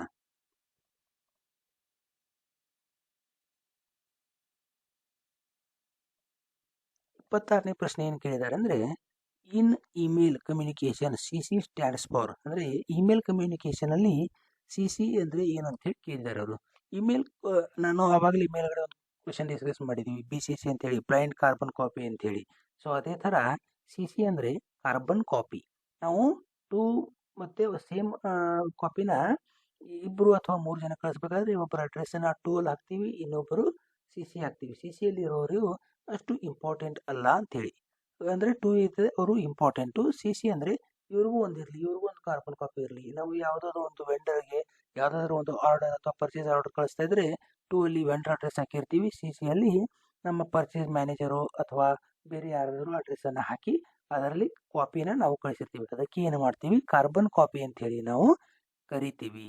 ಇಲ್ಲಿ ನೋಡಿ ಏನಿದೆ, 26ನೇ ಪ್ರಶ್ನೆಗೆ ಕಾರ್ಬನ್ ಕಾಪಿಯಲ್ಲಿದೆ ಆನ್ಸರ್. ಇಲ್ಲಿ ನೋಡಿ ಸರ್ ಸ್ನೇಹಿತರೆ, 4ನೇ ಆಪ್ಷನ್ ಕಾರ್ಬನ್ ಕಾಪಿ. ಸೊ ಹಾಗಾಗಿ 26ನೇ ಪ್ರಶ್ನೆಗೆ ಸರಿಯಾದ ಉತ್ತರ 4, CC ಅಂದರೆ ಕಾರ್ಬನ್ ಕಾಪಿ. ಇನ್ನು 27ನೇ ಪ್ರಶ್ನೆ ನೋಡೋಣ. 27ನೇ ಪ್ರಶ್ನೆ ಏನು ಕೇಳಿದರೆ, what is the full form of RAM, ಅಂದರೆ ರ್ಯಾಮ್ನ ಫುಲ್ ಫಾರ್ಮ್ ಏನು ಅಂತೇಳಿ ಕೇಳಿದ್ದಾರೆ. ರ್ಯಾಮ್ನ ಫುಲ್ ಫಾರ್ಮ್ ಬಂದ್ಬಿಟ್ಟು ರ್ಯಾಂಡಮ್ ಆಕ್ಸೆಸ್ ಮೆಮರಿ ಅಂತೇಳಿ. ಹಾಗಾದರೆ ಇವರು ಕೊಟ್ಟಿರೋ ಈ 4 ಆಪ್ಷನಲ್ಲಿ ರ್ಯಾಂಡಮ್ ಆಕ್ಸೆಸ್ ಮೆಮರಿ ಯಾವುದೂ ಇಲ್ಲ. ಇವ್ರು ಕೊಟ್ಟಿರೋದು ಬೇರೆ, digital RAM, demonstrative RAM, dynamic RAM, double RAM, ಇದ್ಯಾವುದು ಸರಿಯಾದದ್ದಲ್ಲ. ಸೊ ಹಾಗಾಗಿ 27ನೇ ಪ್ರಶ್ನೆಗೆ ಒಂದು ಗ್ರೇಸ್ ಮಾರ್ಕ್ ಸಿಗೋದು ಇದು ಖಚಿತ, ಯಾಕಂದರೆ ಎಕ್ಸ್ಪಾನ್ಷನ್ ಇರೋದು ಫುಲ್ ಫಾರ್ಮ್ ರ್ಯಾಮ್ದು ಯಾವುದು ಅಲ್ಲ. ಸೊ ಹಾಗಾಗಿ ಈ ಪ್ರಶ್ನೆನೇ ತಪ್ಪಾಗಿದೆ, ಇದಕ್ಕೆ ಗ್ರೇಸ್ ಮಾರ್ಕ್ ಸಿಗ್ಬೋದು. ಇನ್ನು 28ನೇ ಪ್ರಶ್ನೆ ನೋಡೋಣ. 28ನೇ ಪ್ರಶ್ನೆ ಬಂದು, the speed of super computer is generally measured in flops, ಅಂದರೆ ಸೂಪರ್ ಕಂಪ್ಯೂಟರ್ಗಳ ಸ್ಪೀಡನ್ನು ಫ್ಲಾಪ್ಸಲ್ಲಿ ನಾವು ಮೇಜರ್ ಮಾಡ್ತೀವಿ, ಅಂದರೆ ಫ್ಲಾಪ್ಸಲ್ಲಿ ಅಳತೆ ಮಾಡ್ತಾರೆ. ಸ್ಮಾಲ್ ಕಂಪ್ಯೂಟರು, ಹೋಮ್ ಕಂಪ್ಯೂಟರ್ಸ್ ಎಲ್ಲ ಗೀಗಾ ಹರ್ಜಲ್ಲಿ ಮೇಜರ್ ಮಾಡ್ತಾರೆ, GHz ಅಲ್ಲಿ ಮೇಜರ್ ಮಾಡ್ತಾರೆ. ಹಾಗಾದರೆ ಸೂಪರ್ ಕಂಪ್ಯೂಟರನ್ನು ಫ್ಲಾಪ್ಸಲ್ಲಿ ಮೇಜರ್ ಮಾಡೋದ್ರಿಂದ ಇದರ ಫುಲ್ ಫಾರ್ಮ್ ಏನಂಥೇಳಿ ಅವರು ಕೇಳಿದ್ದಾರೆ. ಫ್ಲಾಪ್ಸ್ ಅಂದರೆ floating point operations per second. Gigahertz ಅಂದರೆ ಏನಿರುತ್ತೆ, ಸ್ಮಾಲ್ ಕಂಪ್ಯೂಟರ್ದು ಗೀಗಾರ್ಜ್ ಅಂದರೆ ಬಿಲಿಯನ್ಸ್ ಆಫ್ ಇನ್ಸ್ಟ್ರಕ್ಷನ್ಸ್ ಅಥವಾ billions of cycle per second run ಆಗ್ತವೆ. ಅದೇ ಸೂಪರ್ ಕಂಪ್ಯೂಟರ್ಸಲ್ಲಿ floating point operations per second run ಆಗುತ್ತದೆ. ಹಾಗಾಗಿ ಇದಕ್ಕೆ ಸರಿಯಾದ ಉತ್ತರ floating point operations per second. ಇನ್ನು 2ನೇ ಆಪ್ಷನ್ ಏನು ಕೊಟ್ಟಿದ್ದಾರೆ ನೋಡಿದ್ರೆ, ಫ್ಲೋಟಿಂಗ್ ಆಪರೇಷನ್ಸ್ ಪರ್ ಸೆಕೆಂಡ್. ಇದು ಅಲ್ಲ, floating point operating processing system ಅಂತೆ, ಇದು ಅಲ್ಲ. ಫ್ಲೋಟಿಂಗ್ ಆಪರೇಷನ್ಸ್ ಪ್ರೊಸೆಸಿಂಗ್ ಸಿಸ್ಟಮ್, ಇದು ಕೂಡ ಅಲ್ಲ. ಸೊ ಹಾಗಾಗಿ 28ನೇ ಪ್ರಶ್ನೆಗೆ ಸರಿಯಾದ ಉತ್ತರ floating point operations per second ಸರಿಯಾದ ಉತ್ತರ. ಅದೇ ಬೇಸಿಕ್ ನಾನು ಹೇಳಿದಾಗೆ ಮನೆಯಲ್ಲಿ ಯೂಸ್ ಮಾಡೋ ಕಂಪ್ಯೂಟರ್ಸ್ಗಳನ್ನೆಲ್ಲ ಏನು ಮಾಡ್ತಾರೆ, ಗೀಗಾರ್ಜಲ್ಲಿ ಮೇಜರ್ ಮಾಡ್ತಾರೆ, ಅದಕ್ಕೆ GHz ಅಂತ ಕರೀತಾರೆ. ಅದರಲ್ಲಿ billions of instructions per second run ಆಗುತ್ತೆ. ಅದೇ ಸೂಪರ್ ಕಂಪ್ಯೂಟರ್ಸ್ಗಳಲ್ಲಿ floating point operations per second run ಆಗುತ್ತೆ. ಸೊ ಹಾಗಾಗಿ 28ನೇ ಪ್ರಶ್ನೆಗೆ ಸರಿಯಾದ ಉತ್ತರ 1. ಇನ್ನು 29ನೇ ಪ್ರಶ್ನೆ ನೋಡೋಣ. 29ನೇ ಪ್ರಶ್ನೆ ಬಂದ್ಬಿಟ್ಟು, which of the following is true about the central processing unit, ಅಂದರೆ ಕೆಳಗೆ ಕೊಟ್ಟಿರೋ 4 ಆಪ್ಷನ್ಗಳಲ್ಲಿ ಸೆಂಟ್ರಲ್ ಪ್ರೊಸೆಸಿಂಗ್ ಯೂನಿಟ್ ರಿಲೇಟೆಡ್ ಯಾವುದುದು ಸರಿಯಾದ ಅಂತೇಳಿ ಅವರು ಕೇಳಿದ್ದಾರೆ. ಒಂದನೇದು, CPU is used to store the data, the instructions and the output information. CPUನ ಡಾಟಾ, ಇನ್ಸ್ಟ್ರಕ್ಷನ್ ಮತ್ತು ಔಟ್ಪುಟ್ ಇನ್ಫಾರ್ಮೇಷನ್ ಸ್ಟೋರ್ ಮಾಡೋಕ್ಕೆ ಯೂಸ್ ಮಾಡ್ತಾರೆ ಅಂಥೇಳಿ ಅವರು ಕೊಟ್ಟಿದ್ದಾರೆ. ಸೊ ಇದು ಅಲ್ಲ, ಡಾಟಾನ ಇದು CPU ಸ್ಟೋರ್ ಮಾಡಲ್ಲ, ಡಾಟಾ ಸ್ಟೋರ್ ಮಾಡೋದು ಹಾರ್ಡ್ ಡಿಸ್ಕ್. ಸೊ ಹಾಗಾಗಿ ಮೊದಲನೇದು ಆಪ್ಷನ್ಸು ರಾಂಗು. 2ನೇದು, CPU consists of arithmetic and logical unit, control unit and set of registers for temporary storage of data, instructions, addresses and immediate result of calculation. ಇದು ಸರಿಯಾದ statement, ಯಾಕಂದರೆ CPU arithmetic ಮತ್ತು logical ಮತ್ತು control ಯೂನಿಟ್ಗಳನ್ನ ಹೊಂದಿರುತ್ತೆ. So ಹಾಗಾಗಿ ಇದು 2ನೇದು ಸರಿಯಾದ statement. 3ನೇದು, CPU consists of the input unit and the output unit. CPU input output ಅಷ್ಟೇ ಅಲ್ಲ, ಅರ್ಥಮೆಟಿಕ್ ಮತ್ತು ಲಾಜಿಕಲ್ ಯೂನಿಟ್ ಕಂಟ್ರೋಲ್ ಯೂನಿಟ್ ಕೂಡ ಹೊಂದಿರುತ್ತೆ. ಸೊ ಹಾಗಾಗಿ ಮೂರನೇ ಸ್ಟೇಟ್ಮೆಂಟ್ ಸರಿಯಾದದ್ದು ಅಲ್ಲ. ನಾಲ್ಕನೇದು CPU is a tool that provides the desired information. ಅಂದರೆ ನಮಗೆ ಯಾವುದೇ ಇನ್ಫಾರ್ಮೇಷನ್ ಬೇಕಲ್ಲ, ಅದು ಕೇಳಿರೋ ಇನ್ಫಾರ್ಮೇಷನ್ ಕೊಡೋಕ್ಕೆ ಅದೊಂದು ಟೂಲ್ ಅಂತೆ CPU.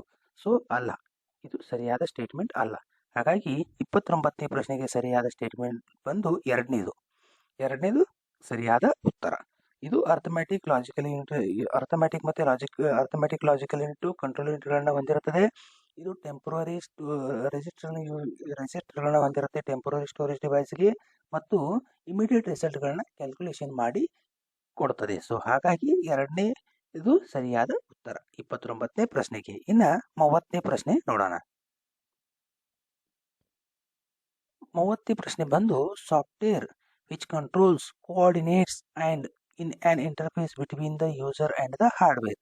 ಅಂದರೆ ಈ ಒಂದು ಸಾಫ್ಟ್ವೇರ್ ಯೂಸರ್ ಮತ್ತು ಕಂಪ್ಯೂಟರ್ ಹಾರ್ಡ್ವೇರ್ಗಳ ನಡುವೆ ಇಂಟರ್ಫೇಸ್ ಅಂದರೆ ಕೋಆರ್ಡಿನೇಟ್ ಮಾಡ್ತದೆ. ಅದಕ್ಕೆ ಏನಂತ ಕರೀತಾರೆ ಹೇಳಿ ಅವರು ಕೊಟ್ಟಿದ್ದಾರೆ.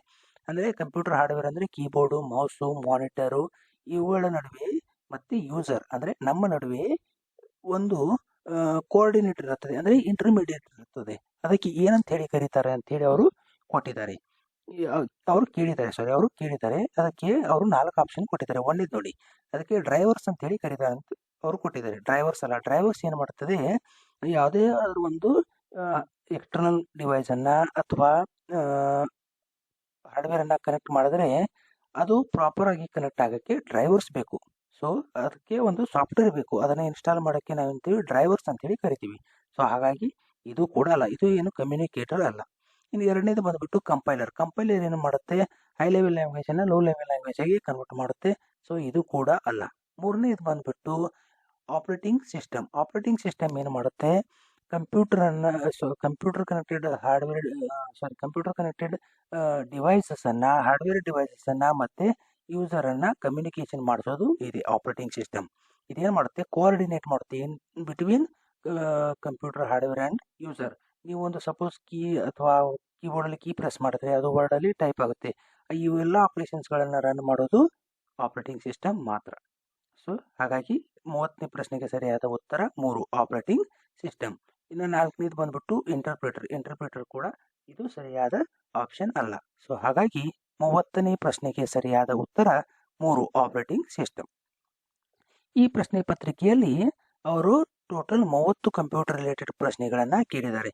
ಇಲ್ಲಿ ನೋಡಿ ಸ್ನೇಹಿತರೆ, 31ನೇದು ಅವರು ಸಾಮಾನ್ಯ ಕನ್ನಡ ಅಥವಾ ಸಾಮಾನ್ಯ ಜ್ಞಾನ ಇದೇ ಥರ ಮುಂದೆ ಅವರು ಪ್ರಶ್ನೆಗಳನ್ನು ಕೇಳಿದ್ದಾರೆ. ಸೊ ಹಾಗಾಗಿ ಕಂಪ್ಯೂಟರ್ ರಿಲೇಟೆಡ್ ಪ್ರಶ್ನೆಗಳು ಇಲ್ಲಿಗೆ ಮುಕ್ತಾಯ ಆಗ್ತವೆ. ನಾವು ಇವತ್ತು ಡಿಸ್ಕಸ್ ಮಾಡಿರೋ ಈ ವಿಡಿಯೋ ನಿಮಗೆ ಇಷ್ಟ ಆಗಿದೆ ಅಂಥೇಳಿ ನಾವು ತಿಳ್ಕೊತೀವಿ. ಈ ವಿಡಿಯೋ ನಿಮಗೆ ಹೇಗೆ ಅನಿಸಿದೆ ಅಂಥೇಳಿ ಕಮೆಂಟ್ ಮಾಡಿ, ಲೈಕ್ ಮಾಡಿ ಮತ್ತು ಶೇರ್ ಮಾಡಿ. ಇದೇ ಥರ ಹೆಚ್ಚಿನ ವಿಡಿಯೋಗಳು ನಿಮಗೆ ಸಿಗಬೇಕಂದ್ರೆ ನಮ್ಮ ಚಾನಲ್ನ ಸಬ್ಸ್ಕ್ರೈಬ್ ಮಾಡಿ ಮತ್ತು ಬೆಲ್ ಐಕಾನ್ ಮೇಲೆ ಪ್ರೆಸ್ ಮಾಡಿ. ಧನ್ಯವಾದಗಳು.